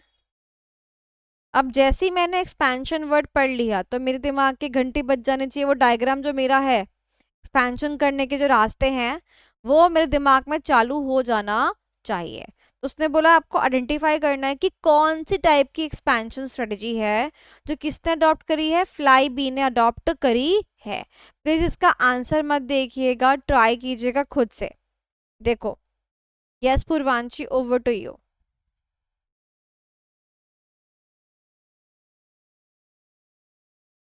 Unmute unmute. There has been fierce demand for both Gecko and Flybe for the last 3 years. Fears मतलब बहुत ही जो स्ट्रॉन्ग या वैसे जैसे टाइम। स्ट्रॉन्ग का भी पप्पा इज फियर्स। हम्म। एक होता है ना, एक होते है स्ट्रॉन्ग हवा चलना, एक होता है फियर्स, फियर्स मतलब थंडर स्टॉर्म। स्ट्रॉन्ग का भी पापा क्या होता है प्राची? फियर्स। तो स्ट्रॉन्ग के पापा का नाम क्या है? फियर्स। फियांसे नहीं, fierce. Okay. Gecko makes mass consumption pens, while Flybe is a notebook and dairy farm. Hold, यहाँ पे थोड़ा कुछ मालूम पड़ रहा है। गेको क्या बनाता है? मास कंजम्पशन पेन बनाता है। तो भैया ये क्या बनाता है? ये पेन बनाता है फॉर द मास कंजम्पशन, ये गेको बनाता है। फ्लाईबी क्या बनाता है? Notebook and dairy farms. हाँ, तो ये जो काम है कौन कर रहा है? ये काम फ्लाईबी कर रही है, नोटबुक बनाती है और डायरी ब्रांड है। मैं पूछूं एक बात, मतलब है तो मजाक की बट मैं पूछना चाहती हूँ। एक बार ही मेरे क्लास में हुआ था, तो मेरे को जब भी मैं इस क्वेश्चन पे आती हूँ ना, तो मैं पक्का बच्चों से सोचती हूँ, पूछ ही लूँ कहीं उन ऐसे होना बच्चे इस बैच में तो नहीं है। तो ये डेयरी ब्रांड है, डायरी ब्रांड है? क्वेश्चन समझ में आया? डेयरी ब्रांड है, डायरी ब्रांड है? Dairy. डायरी मतलब डायरी मतलब डायरी ना, जैसे ये डायरी वगैरह होती है ऐसा डायरी ना, है ना? डेयरी तो डेयरी नहीं है ना? डेयरी मतलब वो नहीं। दूध घी पनीर। हाँ नहीं बस बस नहीं बस ठीक। मुझे रिलीफ मिल गया। ओके, आगे चलते हैं। Both being O complementary goods of each other. कौन से गुड्स हैं? Complementary. क्या मेरी कोई कही हुई बात आपको रिकॉल हो पा रही है? CBC. कौन से गुड्स हैं? Complementary. और कॉम्प्लीमेंट्री गुड्स किसके अंदर आते हैं, to be very precise? Horizontal. Horizontal में आता है। और हॉरिजॉन्टल Hmm. किसका किसका बच्चा है? Concentric diversity. Concentric. कॉन्सेंट्रिक का। यहीं पे काम खत्म हो गया। एक कीवर्ड स्ट्राइक हुआ and pen down. Okay, part 2। But to grow further, Flybe decided to take up competition with Gecko in pen segment and thereby launched Fly Pens. ओ, तो क्या हुआ? ग्रो करने के लिए फ्लाईबी ने क्या किया? They decide to take up the competition with Gecko in pen segment and therefore launch the fly pens. मैं तुमसे एक बात पूछूं, ध्यान से पढ़ना। भले ही तुमने पहले ही कॉम्प्लीमेंट्री गुड्स देखकर ये बोल दिया मुझे कि मैम ये तो हॉरिजॉन्टल है, बट आपको नहीं लगता कि यहाँ पर तो दो अलग अलग कंपनियां थी? मैंने तो आपको बोला ही नहीं। हम ही मैंने आपको क्या समझाया कि हम ही सामने वाले के बिजनेस में एंटर करते हैं। हम ही पहले पेन की बॉडी बनाते थे, पेन बना रहे हैं। हम ही पेन बनाते थे, हम ही नोटबुक बना रहे हैं। या हम ही नोटबुक बना रहे हैं, हम ही पेन बनाते थे? बोलो हाँ कि ना।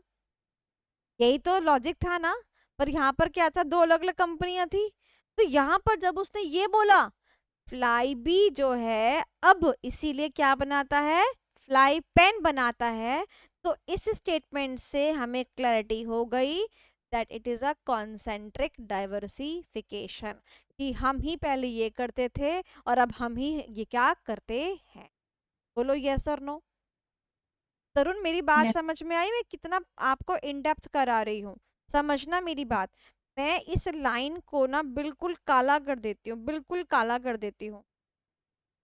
तो अगर मैं इस लाइन को काला कर दूं तो यहाँ पर दो कंपनीज हैं। जब दो कंपनीज होंगी तो फिर तो हमारा रास्ता ही चेंज हो गया, बिकॉज एक बाहर वाली कंपनी आ गई। बोलो हाँ कि ना। जब बाहर वाली कंपनी आ जाती है तो मैंने तो तुमको रूट क्या बताया है, एक्सटर्नल रूट तो ये रहने वाला है। तो क्वेश्चन इसकी तरफ इंक्लाइन हो जाता। हालांकि कॉम्प्लीमेंट्री वर्ड से भी आप रुक गए, वहां पर सही आंसर आपने दे दिया, बट जब तक ये लाइन मुझे क्लियर नहीं हुई कि भाई हम ही ने क्या बोला, फ्लाईबी डिसाइडेड टू टेक अप, यानी उसने क्या डिसाइड किया कि मैं इन कंपटीशन विद गेगो, गेगो के कंपटीशन में आकर अब क्या करूंगा, अब मैं ये वाला सेगमेंट भी लॉन्च कर दूंगा। और मैंने क्या कर दिया, मैं फ्लाई पेन बनाना शुरू कर दिया। अब बात समझ में आया? तो फ्लाईबी पहले क्या बनाती थी, नोटबुक, और अब क्या बनाना शुरू कर दिया उसने, पेन्स। अब मैं बोल सकती हूँ क्योंकि अब आपने सही क्वेश्चन पकड़ा। सो this is a typical case study. Now I can say that it is into the concentric diversification. और उसके बाद में आप कॉन्सेंट्रिक के बारे में लिख सकते हो। देखो, क्योंकि आप इतना भी समझ गए हो कि कॉन्सेंट्रिक में हॉरिजॉन्टल है, तो मैं अपने आंसर में लिखूंगी कॉन्सेंट्रिक करने के दो तरीके होते हैं, वर्टिकल एंड हॉरिजॉन्टल। क्यों नहीं लिखूं, क्यों नहीं लिखूं? सीबीसी मुझे याद है ना, तो मैं हॉरिजॉन्टल में सीबीसी लिखूंगी, कॉम्प्लीमेंट्री गुड्स, कॉम्पिटिटर गुड्स, या फिर बाय प्रोडक्ट्स। कॉस्टिंग में तो पढ़ा होगा ना आप, बाय प्रोडक्ट्स क्या होता है, मुझे तो नहीं पता है, तुम्हें तो पता होगा। ग्रुप 2 में तो तुम एसएम के अलावा सारे सब्जेक्ट पढ़ते हो, तो कॉस्टिंग के बारे में पता ही होगा। खोपड़ा मत बनाना कि मुझे नहीं पता।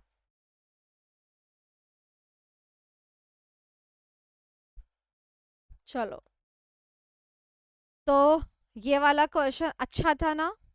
तो दोबारा से बोल रही हूँ, दो कंपनी के आते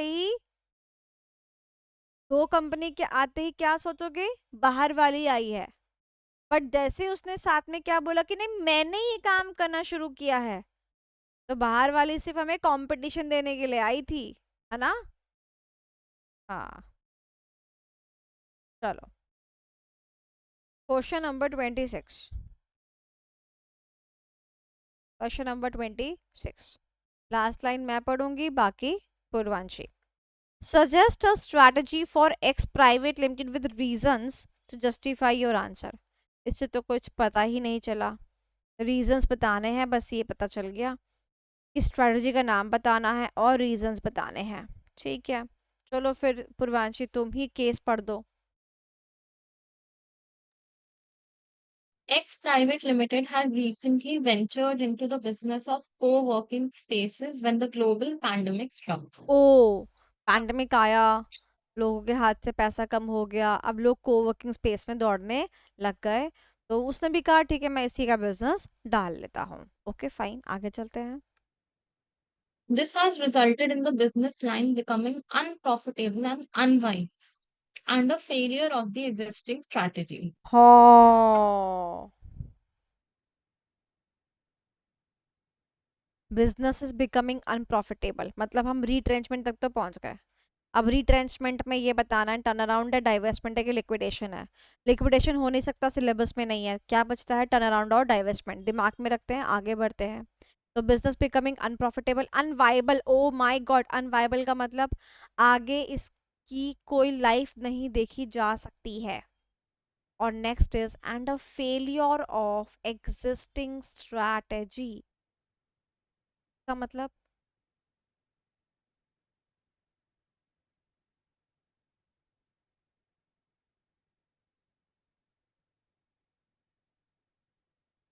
जो उसने नए बिजनेस में डाला था, वो जो स्ट्रैटेजी पहले लगाई थी वो फेल।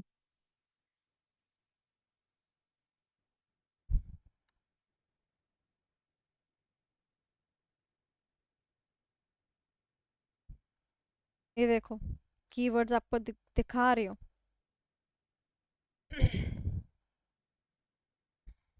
ये रिट्रेंचमेंट है ना बेटा, रिट्रेंचमेंट के अंदर क्या लिखा हुआ है, failure of failure of strategy. That. तो रिट्रेंचमेंट कब लगाया जाता है, जब आपकी कोई स्ट्रेटेजी क्या कर जाती है, फेल कर जाती है। फेल। तो यानी कि हम सही ट्रैक पे जा रहे हैं, ओके कोई दिक्कत की बात नहीं है। ठीक है भाई, सब ठीक है, आगे चलते हैं। तो बेसिकली मैं आपको बताना चाहती हूँ कि जो ये वाला वर्ड था ना फेलियर ऑफ एग्जिस्टिंग स्ट्रेटेजी, ये आपको इंडिकेट कर रहा था कि रिट्रेंचमेंट ही लगेगा। ओके कंटिन्यू करते हैं। However, the other businesses of X Private Limited are relatively less affected by the pandemic as compared to the recent co-working spaces. ठीक है भाई, दूसरा बिजनेस कम इफेक्ट हुआ, ये बिजनेस ज्यादा इफेक्ट हुआ, ठीक है। Suggest a strategy and give reasons to justify your answer. Okay, तो अगेन मैं आपको ये बोलूंगी कि हमारे पास दो ऑप्शन है, टर्न अराउंड एंड डाइवेस्टमेंट। तो अब आपको मुझे बताना है, आंसर पे प्लीज मत देखना, आपको अपने देखो दिमाग में अपने आप सोचो ना, क्योंकि एग्जाम में तो आंसर लिखा हुआ नहीं आएगा। तो अब आपको मुझे सोच के बताना है कि टर्न अराउंड लगाना चाहिए या डाइवेस्टमेंट लगाना चाहिए, या फिर टर्न अराउंड क्यों नहीं लगाना चाहिए, डाइवेस्टमेंट क्यों नहीं लगाना चाहिए। टर्न अराउंड लगाना चाहिए ओके क्यों? मैम, क्योंकि फेलियर ऑफ एग्जिस्टिंग स्ट्रेटेजी है ना, हम्म, पूरा बिजनेस थोड़ी फेल हो रहा है। लिखा हुआ है बिजनेस मतलब बिकमिंग अनप्रॉफिटेबल एंड अनवायबल। तो बिजनेस अगर स्ट्रेटेजी स्ट्रेटेजी चेंज करेंगे तो अपना बिजनेस भी प्रॉफिट में आ जाएगा। ठीक है, स्ट्रेटजी चेंज करेंगे तो अपना बिजनेस प्रॉफिट में आ जाएगा। And what about the word unviable, जब हम कह रहे हैं कि आगे देखी ही नहीं जा सकती। मैम मेरे ख्याल से डाइवेस्टमेंट होना चाहिए, क्योंकि इसने मतलब बोला कि सिर्फ जो कोवर्किंग स्पेसेस में इसने डाला वो अनप्रॉफिटेबल है उसके लिए, मतलब बिजनेस, बट जो अदर बिजनेस है तो उसका वो। पूर्वांशी अनप्रॉफिटेबल, अनप्रॉफिटेबल वर्ड तो टर्न अराउंड में भी जाता है। अब ध्यान से सुनो, आपको कीवर्ड समझा रही हूँ, तभी मैंने अनवायबल का मतलब समझाया था। बिजनेस बिकमिंग अनप्रॉफिटेबल, ये तो पूरे रिट्रेंचमेंट में ही है, but businesses is unviable. Unviable का मतलब मैंने क्या बताया था, जिसकी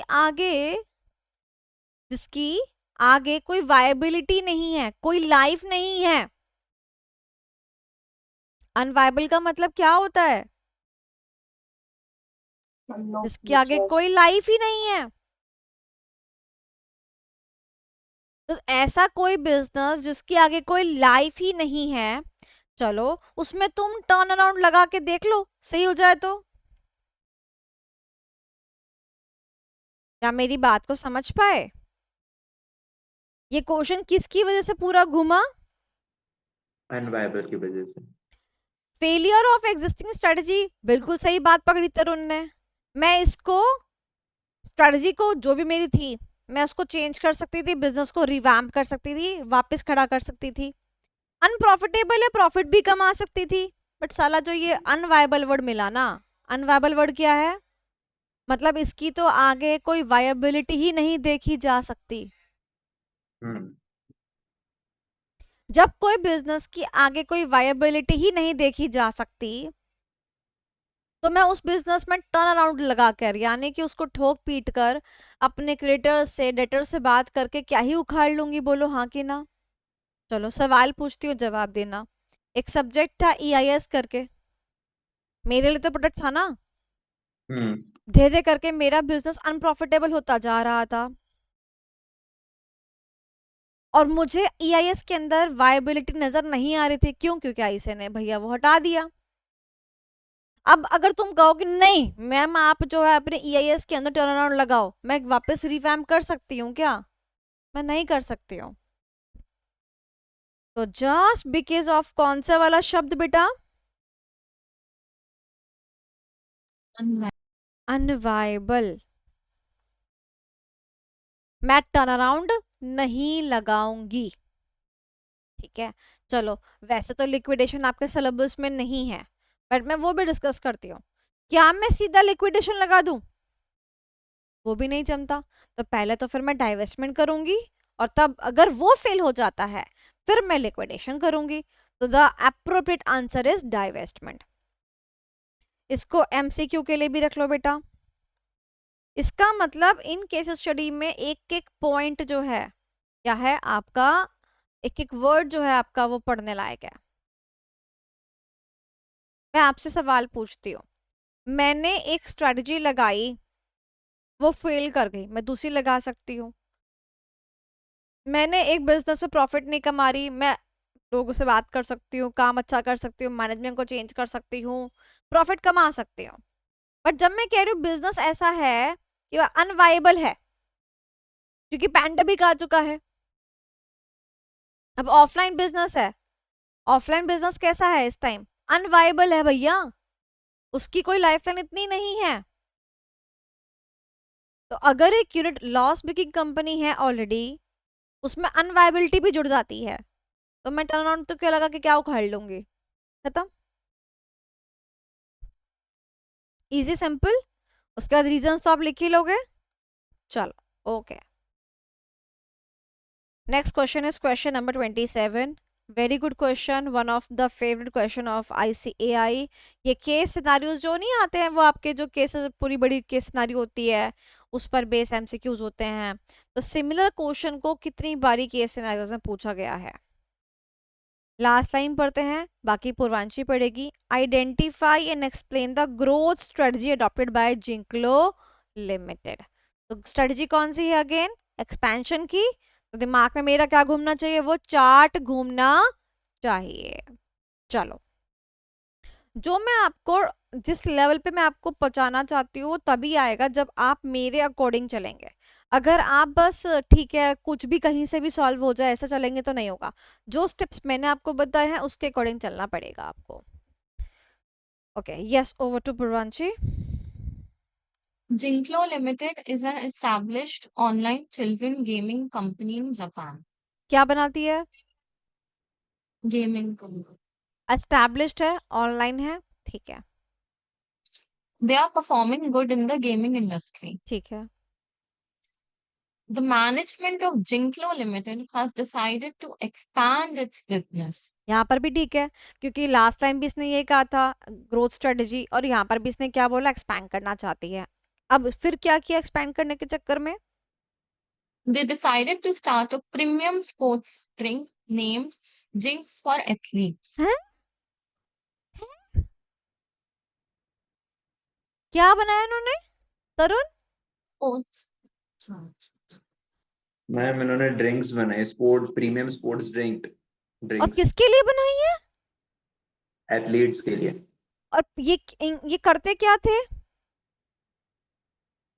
ये Gaming लोग company. कहाँ गेमिंग राजा इंडस्ट्री। भोज, कहाँ गंगूटे, गेमिंग कंपनी था। और गेमिंग कंपनी कौन सी थी? वो ऑनलाइन गेमिंग वाली थी। ऑनलाइन गेम करने वाले बंदे को एथलीट तो नहीं बोलते हैं। एग्री करते हो इस बात से? एक कंपनी ऑनलाइन गेमिंग कंपनी है, वो मतलब वो पबजी शब्जी टाइप्स है ना। और अब वो कंपनी क्या, उसने क्या दे दिया, एक प्रीमियम स्पोर्ट्स ड्रिंक दिया, किसके लिए? For the athletes. तो मुझे बताओ, क्या पुराने, पहली बात, क्या ये मैं ही हूं जो कुछ दूसरा दे रही हूं? तो यानी कि इंटरनल रास्ता पकड़ा, दूसरी कंपनी का तो नाम नहीं है, यानी एक्सटर्नल रास्ता नहीं पकड़ा। इंटरनल में दो पार्ट्स हैं, इंटेंसिफिकेशन डाइवर्सिफिकेशन। इंटेंसिफिकेशन के ऊपर क्वेश्चन नहीं आता है क्योंकि वो पार्ट बी में कवर हो जाता है। डाइवर्सिफिकेशन की बात करते हैं, डाइवर्सिफिकेशन दो तरीकों से होता है, या तो मिलता जुलता या तो मिलता जुलता नहीं। अब मुझे बताओ, गेमिंग कंपनी और एथलीट्स मिलते जुलते हैं? The answer is no. नहीं। तो ये क्या है? अनरिलेटेड, बोले तो कॉन्ग्लोमरेट। कितना इजी हुआ ना। और मैंने आपको कहा था इसका बेसिस क्या होता है? पीटीएम। तो उसके बारे में लिख देंगे, ना तो प्रोसेस मैच करता है, ना तो टेक्नोलॉजी मैच करती है, ना तो मार्केटिंग मैच करती है।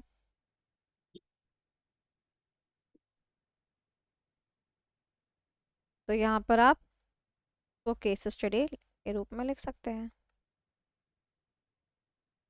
बढ़िया क्वेश्चन था ना, इजी था। तरुण क्लैरिटी मिल रही है? अब एग्जाम में मैम। क्वेश्चन अगर आता होगा ना, वहां बैठ के मुस्कुराना मत, ये तो मुझे आता था, मुझे आता था, कितना आसान था। आपके लिए आसान हो चुका है, दूसरों के लिए वो अभी भी बहुत डिफिकल्ट है। ठीक है, तो मुस्कुराना नहीं है ज्यादा, फटाफट से आंसर बस लिख देना है। ओके, और ज्यादा दिमाग मत लगाना। फर्स्ट टाइम में जो आप इंटरप्रिटेशन कर दी ना, बस बस बस बस बस बस खत्म। Okay, yes, question number 31। Provide recommendations along with the supporting reasons. Last time पढ़ के तो कुछ भी नहीं हुआ है। ठीक है, फिर प्रवांशी तुम ही कुछ देखो, हो सकता है तो।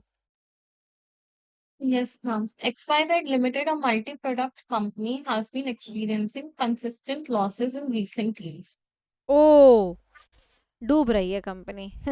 तो पक्का leading to a रीट्रेंचमेंट है। कंपनी अगर डूबती है तो क्या लग सकता है? रीट्रेंचमेंट लग सकता है।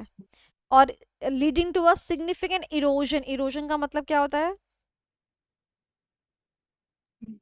Ma'am, sure. जैसे सॉइल इरोजन होती है, ऐसी क्या हो रही है बेचारे की? Net worth erosion. Oh, net worth, oh, net worth worth तो फाइनेंशियल इंडिकेटर होता है। दिमाग की बत्ती जल गई मेरी तो। फाइनेंशियल इंडिकेटर दे दिया ने तो। सिग्निफिकेंट इरोजन ऑफ नेटवर्थ, यानी कि नेटवर्थ इज इरोडिंग, यानी कि declining day by day. Oh my God, यानी कि यहाँ पर जो मैं जिस दिशा में मैं जा रही हूँ वही दिशा मेरे को सही लग रही है, रीट्रेंचमेंट लगेगा और नेटवर्थ इरोड हो रही है। ठीक है, आगे चलते हैं।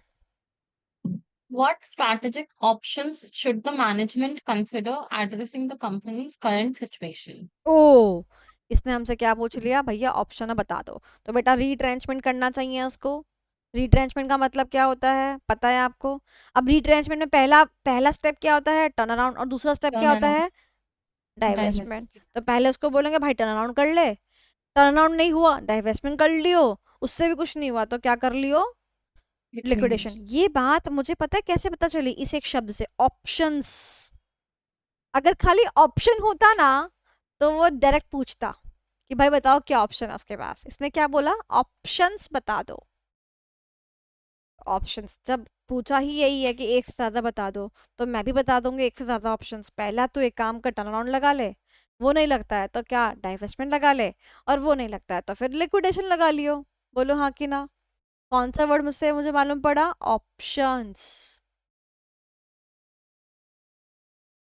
ओके, सवाल पूछो, जवाब दोगे?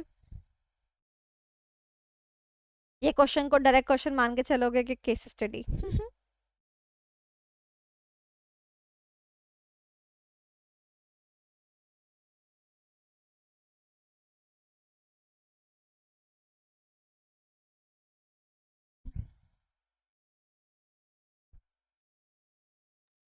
Case study.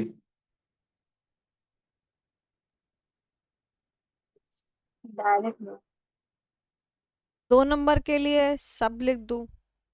क्वेश्चन में जो पॉइंटर्स दिए हैं उसके अकॉर्डिंग रिट्रेंचमेंट लगाना चाहिए, उसमें टर्न अराउंड भी लिख दूं, डाइवेस्टमेंट भी लिख दूं और लिक्विडेशन भी लिख दूं। 2 नंबर के लिए तो ठीक है ना? मैम लेकिन ये तो केस अब बिना पढ़े तो हो ही पता ही नहीं चल रहा है ना। I agree to your point, तो आप लिख सकते हो what strategic option should the management consider before addressing the तो as per the current situation. आप एक वर्ड में लिखोगे ना first part of the question में कि भाई कंसिस्टेंट लॉसेस हो रहा है, नेटवर्क एरोड हो रही है, therefore the company should go for the retrenchment strategy. This is part 1 of the answer. And then part 2 of the answer is provide recommendations. The recommendation are as follows: the company may go first for the turnaround, then for the divestment, and then for the liquidation.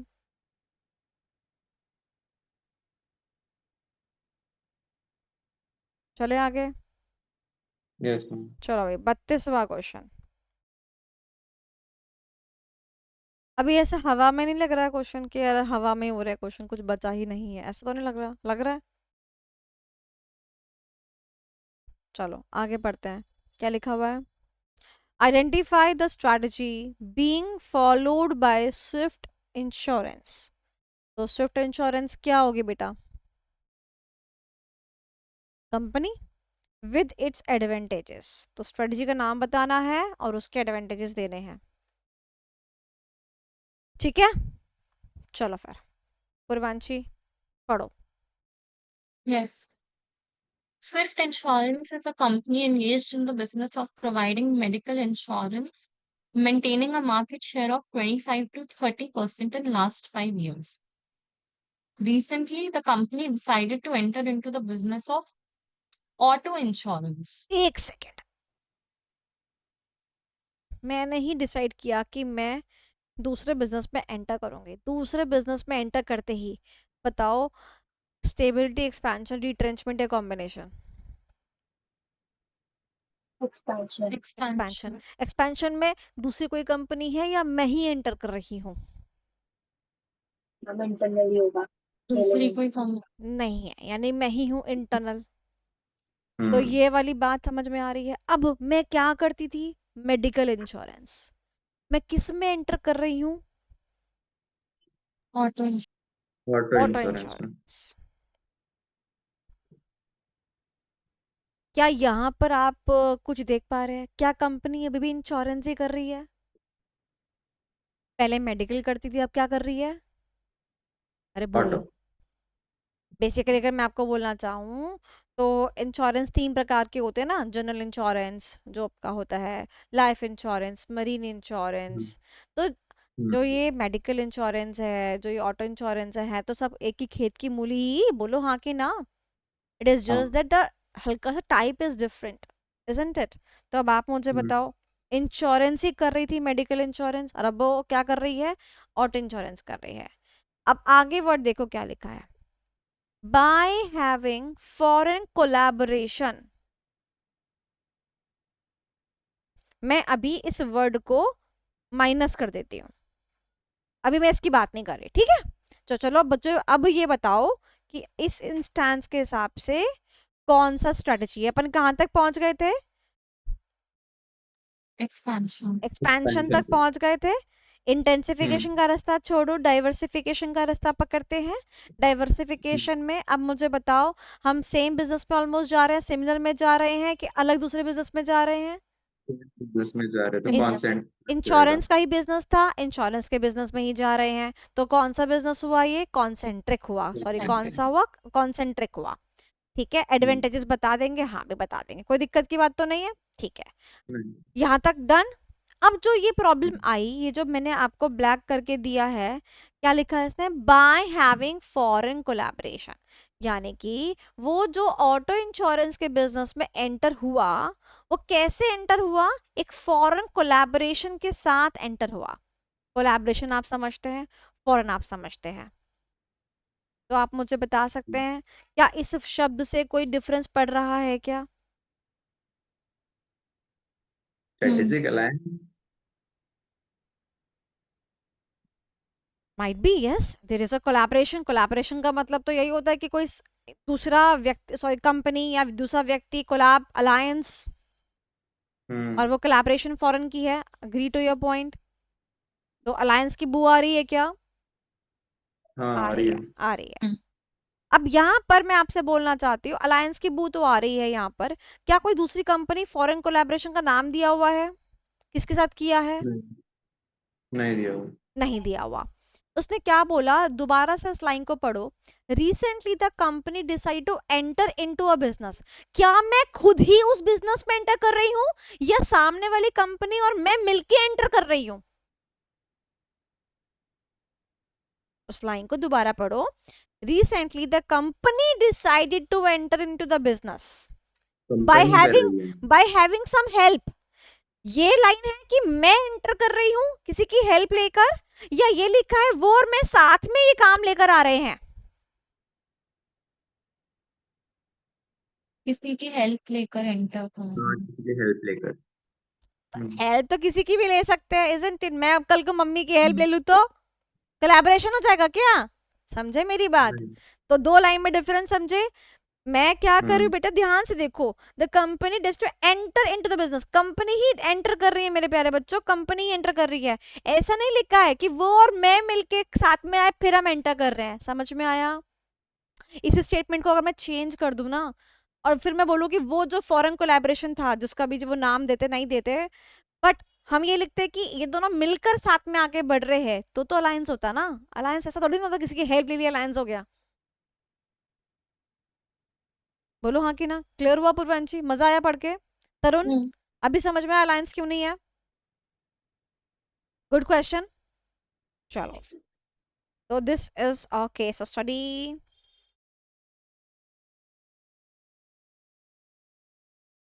चलो फिर, question number 33, ये आपका homework है, repetitive question है, क्योंकि ऐसा कुछ खास मुझे इसमें नहीं दिख रहा है। Now will go with the question number 35। कौन सा वाला, इसके पहले वाला कौन सा होमवर्क दिया आपने? जो टर्न अराउंड का था ना बेटा, ये वाला 33। ओके। 35 पर आना है अब हमारे को। Identify and explain the corporate strategy adopted bye, corporate में तो फिर चारों आ सकती हैं, stability, expansion, retrenchment and diverse, combination होता नहीं है, इन तीनों में से देखना पड़ेगा। ठीक है, आप ये पे क्वेश्चन पढ़ो और मेरे को बता दो कैसे करोगे, ट्राई करो।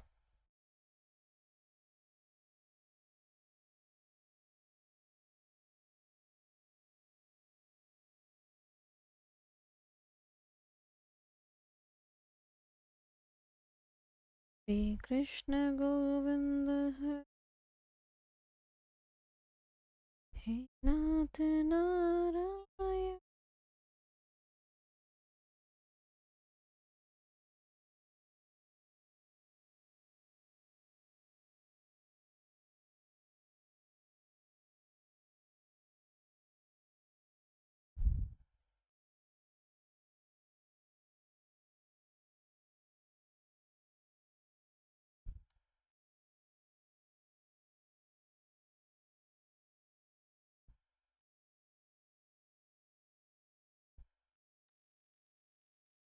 मैम इसके अंदर मिनी जो थिएटर है वो सेल कर रहा है उसके राइट्स और कर्टेल जो लॉस मेकिंग है उसकी यूनिट्स।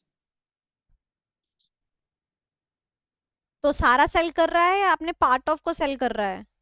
पार्ट सेल कर रहा है। तो अगर पार्ट सारा सेल करता तो लिक्विडेशन होता। और बस हाँ वो जो खराब पुर्जा होता है जब वो सेल करते हैं तो वो क्या होता है, डाइवेस्टमेंट होता है। मतलब वो time- खराब पुर्जे का पैसा निकाल के किसी सही चीज में लगा देंगे बाद में। तो कौन सा हम्म, आंसर आएगा यहाँ पर? इसमें divest. Divestment. Okay done, easy. अभी थोड़ा कॉन्फिडेंस बिल्डअप हो गया। इवन आई गेस रिट्रेंचमेंट और expansion is the problematic area, stability अपन फिर भी कर जाते हैं। So this is a case study.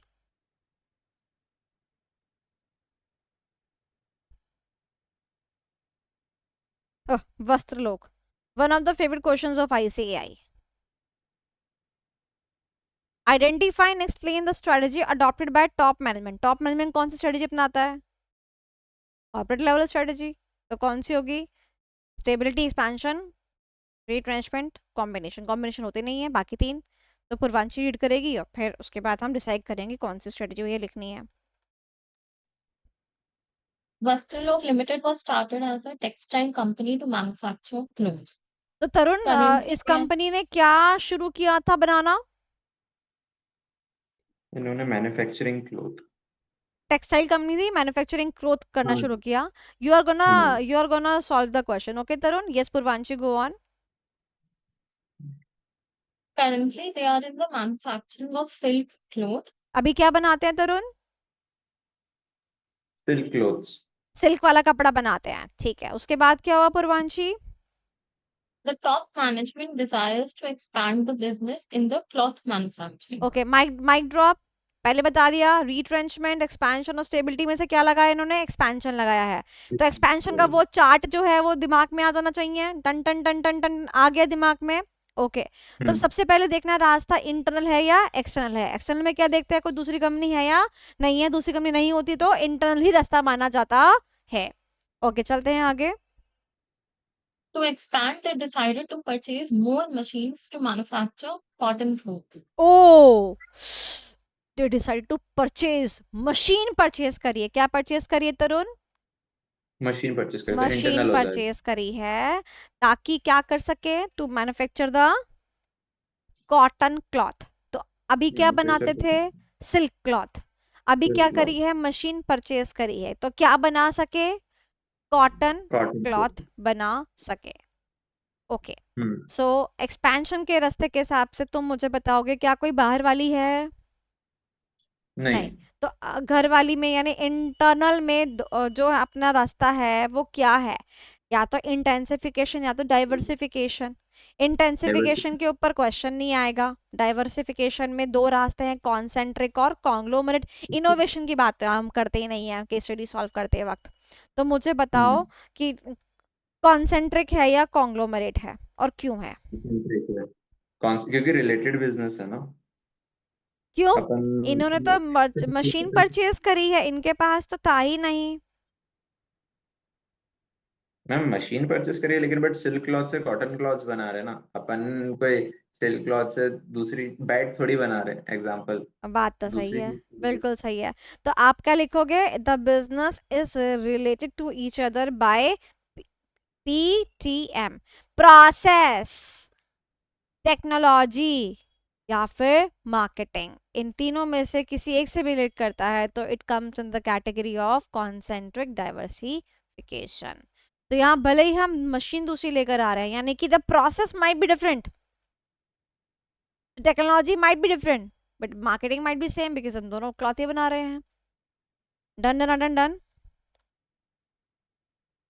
Question number 37, most favourite question of ICAI। Company का नाम चेंज करके इतने सालों से दे रहा है, 10 साल से यही क्वेश्चन दे रहा है। पता नहीं पागल हो गया है ICAI, क्वेश्चंस नहीं इसको। Last line, identify and explain the need of adopting the strategy by racers to manage decline। Decline का मतलब हालत खस्ता है, हालत खस्ता है तो रिट्रेंचमेंट लगेगा। अब रिट्रेंचमेंट में ये देखना पड़ेगा कि इसमें हमारे को खाली रिट्रेंचमेंट लिखूं या फिर मैं इसके बच्चों के नामकरण भी दूं, टर्न अराउंड, डाइवर्समेंट और लिक्विडेशन। ठीक है, over to Purvanshi. Racers Limited manufactures bicycles. Until recently, it has adopted a differentiation strategy, offering high quality bicycles which Racers Limited sell at a high profit margin. पूर्वांशी, हम तो चैप्टर 4 पढ़ रहे हैं, differentiation strategy के बारे में चैप्टर 3 में given था। ये क्या हो रहा है पूर्वांशी मेरे साथ? मेरे को समझ में नहीं आ रहा है क्या हो रहा है मेरे साथ। डिफरेंशिएशन स्ट्रेटजी के अंदर प्रीमियम रेट देते हैं ना हाई मार्जिन में, ये सब तो हमने वहां पढ़ा है, तो ये यहाँ क्यों दे रहा है? ताकि तुम कंफ्यूज हो जाओ बेटा, समझे? तो बात बिल्कुल सही, चैप्टर नंबर 3 के अंदर ये पार्ट गिवन था। फिर उसके बाद क्या हुआ? In recent years, Racers Limited has entered a period of decline due to the market becoming flooded with cheaper, high-quality bicycles from abroad where labor costs are low. अब बात समझ में आई? फिर क्या हुआ? धीरे करके नैया डूबने लग गई क्योंकि बाकी कंपनीज यहाँ पर आने लग गए। ऑब्वियसली बाहर से सामान मंगाया गया, चाइना के प्रोडक्ट्स आएंगे तो इंडिया के प्रोडक्ट्स के ऊपर तो भारी भरकम दिक्कत होगी ना। तो अब आपको समझ में आ गया कि अभी चीपर प्रोडक्ट्स अवेलेबल हैं, और चीपर मतलब प्राइस वाइज, क्वालिटी उनकी हाई है क्योंकि बाहर से इंपोर्ट किए गए हैं, तो ऑफ कोर्स। एंड अब आप समझ चुके हो कि मार्केट के अंदर आपकी ब्रांड का बोलबाला नहीं है, अब बहुत सारे ब्रांड एंटर कर चुके हैं। फिर उसके बाद क्या हुआ? उसने क्या किया? Racers Limited has therefore decided to adjust its strategy and adopt a focus approach. ओ, पहले उस क्या था? डिफरेंशिएशन लगा रहा था, प्रीमियम प्रोडक्ट दे रहा था, हाई क्वालिटी दे रहा था, प्रीमियम चार्ज कर रहा था। अब कहता है कि मैं क्या करूंगा? डिफरेंशिएशन नहीं, Focus. अब मैं डिफरेंशिएशन से क्या कर रहा हूँ? फोकस पे जा रहा हूँ। देख रहे हो तरुण, स्ट्रेटजी को चेंज कर रहा है। और तुमने कहा था कि मैम स्ट्रेटजी को चेंज करके हम बिजनेस को रिवैम्प कर तो सकते हैं, वापस से रीजनरेट कर तो सकते हैं। तो वही रीजनरेशन को क्या कहते हैं अपन? Turn around. यानी adjusting the strategy is the turn around part of the retrenchment. तो एडजस्टमेंट का मतलब क्या होता है? यानी कि कंपनी को ठोक पीट के ठीक करना। तो कंपनी में अभी क्या ठोक पीट के ठीक किया? स्ट्रेटजी को। समझ में आ गया भैया कि भैया डिफरेंशिएशन ना हो पाएगा, हम फोकस पे जा रहे हैं, हम ऐसे एथलीट्स के लिए साइकिलें बनाएंगे, बात खत्म। डिफरेंशिएशन से फोकस पे है। क्या हुआ था जब ये क्वेश्चन जो है एक बार एग्जाम में भी आएगा, पता नहीं आरटीपी में आया, जब ये क्वेश्चन आया ना, बच्चा कह रहा मैम डिफरेंशिएशन है, फोकस है, ये तो चैप्टर नंबर 3 का सवाल है। क्योंकि जब आप आरटीपी करते हो या आप एमटीपी करते हो, एग्जाम में बैठे होते हो, तब तो आपको चैप्टर नंबर गिवन नहीं होता। तो दो चैप्टर से मिला के क्वेश्चन दे दिया गया। इसके लिए मैंने डबल हार्ड बनाया था, एक चैप्टर नंबर 3 का हार्ड था ये, और एक 4 का था। तो जब आप स्ट्रेटजी में चेंज लाते हो या एडजस्टमेंट लाते हो, तो हम बिजनेस को वापस खड़ा करना चाहते हैं, इसलिए तो लाते हो ना। तो उसके बाद क्या हुआ? This will allow Racers to continue earning high margins too though the size of the market will likely fall, but वो कर जाएगा। तो बताओ अब क्वेश्चन में क्या पूछा? Explain the need of adopting the strategy. यानी कि वो उसको फोकस क्यों अडॉप्ट करना पड़ा? उसको फोकस इसलिए अडॉप्ट करना पड़ा क्योंकि वो मार्केट में रहना चाहता था, इसीलिए उसको अपनी स्ट्रेटजी में एडजस्टमेंट रहना पड़ा। तो टर्न अराउंड स्ट्रेटजी यहाँ पर लगी। डाइवेस्टमेंट का मतलब क्या होता है? कि हम उस पोर्शन को सेल करके कुछ दूसरा कर रहे हैं। यहाँ पे हमने स्ट्रेटजी को चेंज किया है जस्ट। तो जस्ट चेंजिंग द स्ट्रेटजी और adjusting the strategy is a part of making the turn around strategy. Turn around का मतलब क्या होता है? टर्न अराउंड का मतलब होता है अपनी एफिशिएंसी को इंक्रीज करना। ठीक है, डन डन डन।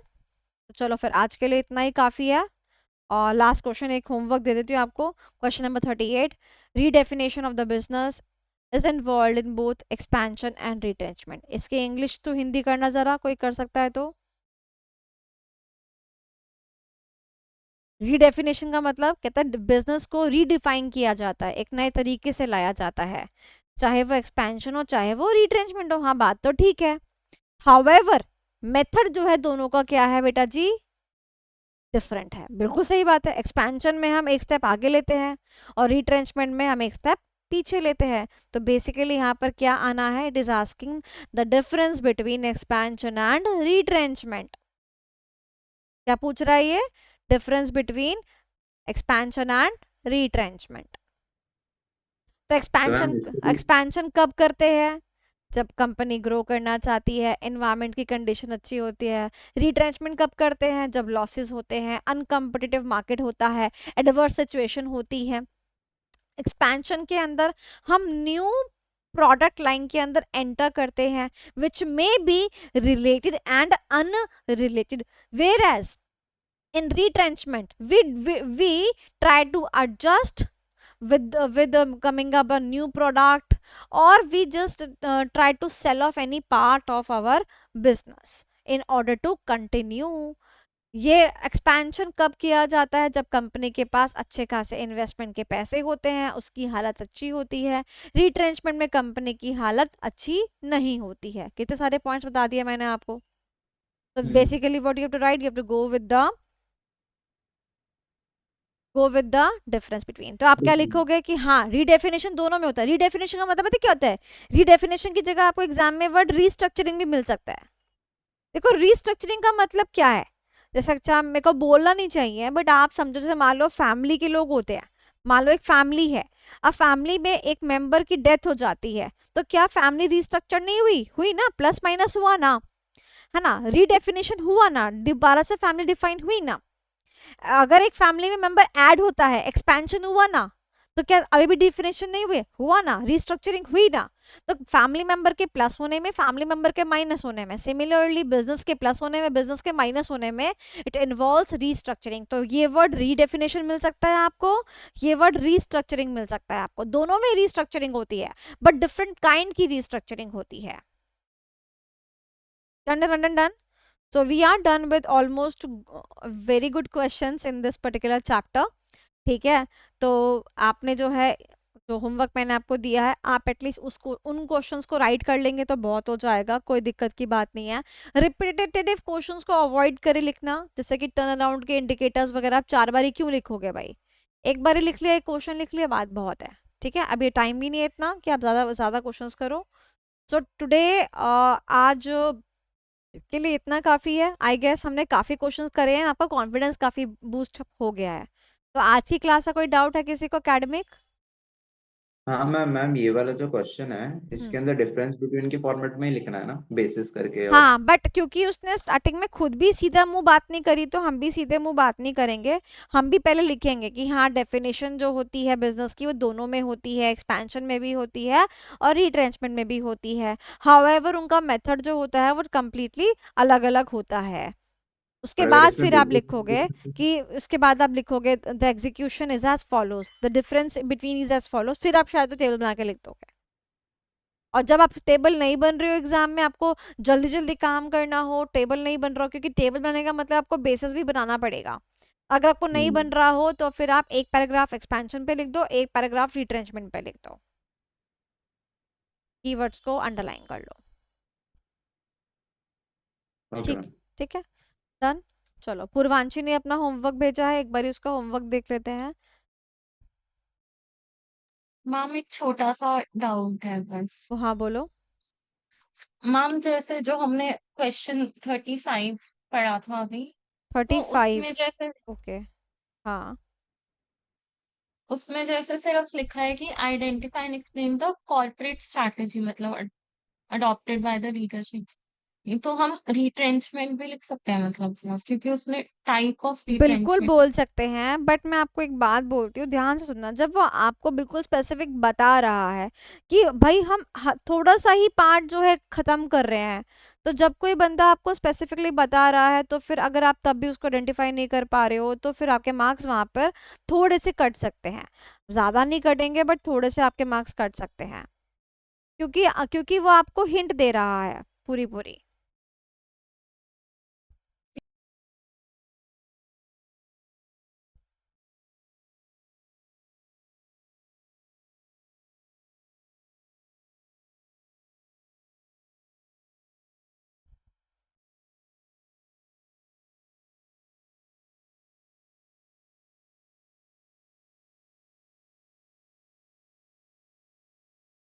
नाइस, ठीक है। ये लास्ट वाला क्वेश्चन था ना, टर्न अराउंड वाला, ओ सॉरी, इसका लीडरशिप वाला लास्ट क्वेश्चन था ये।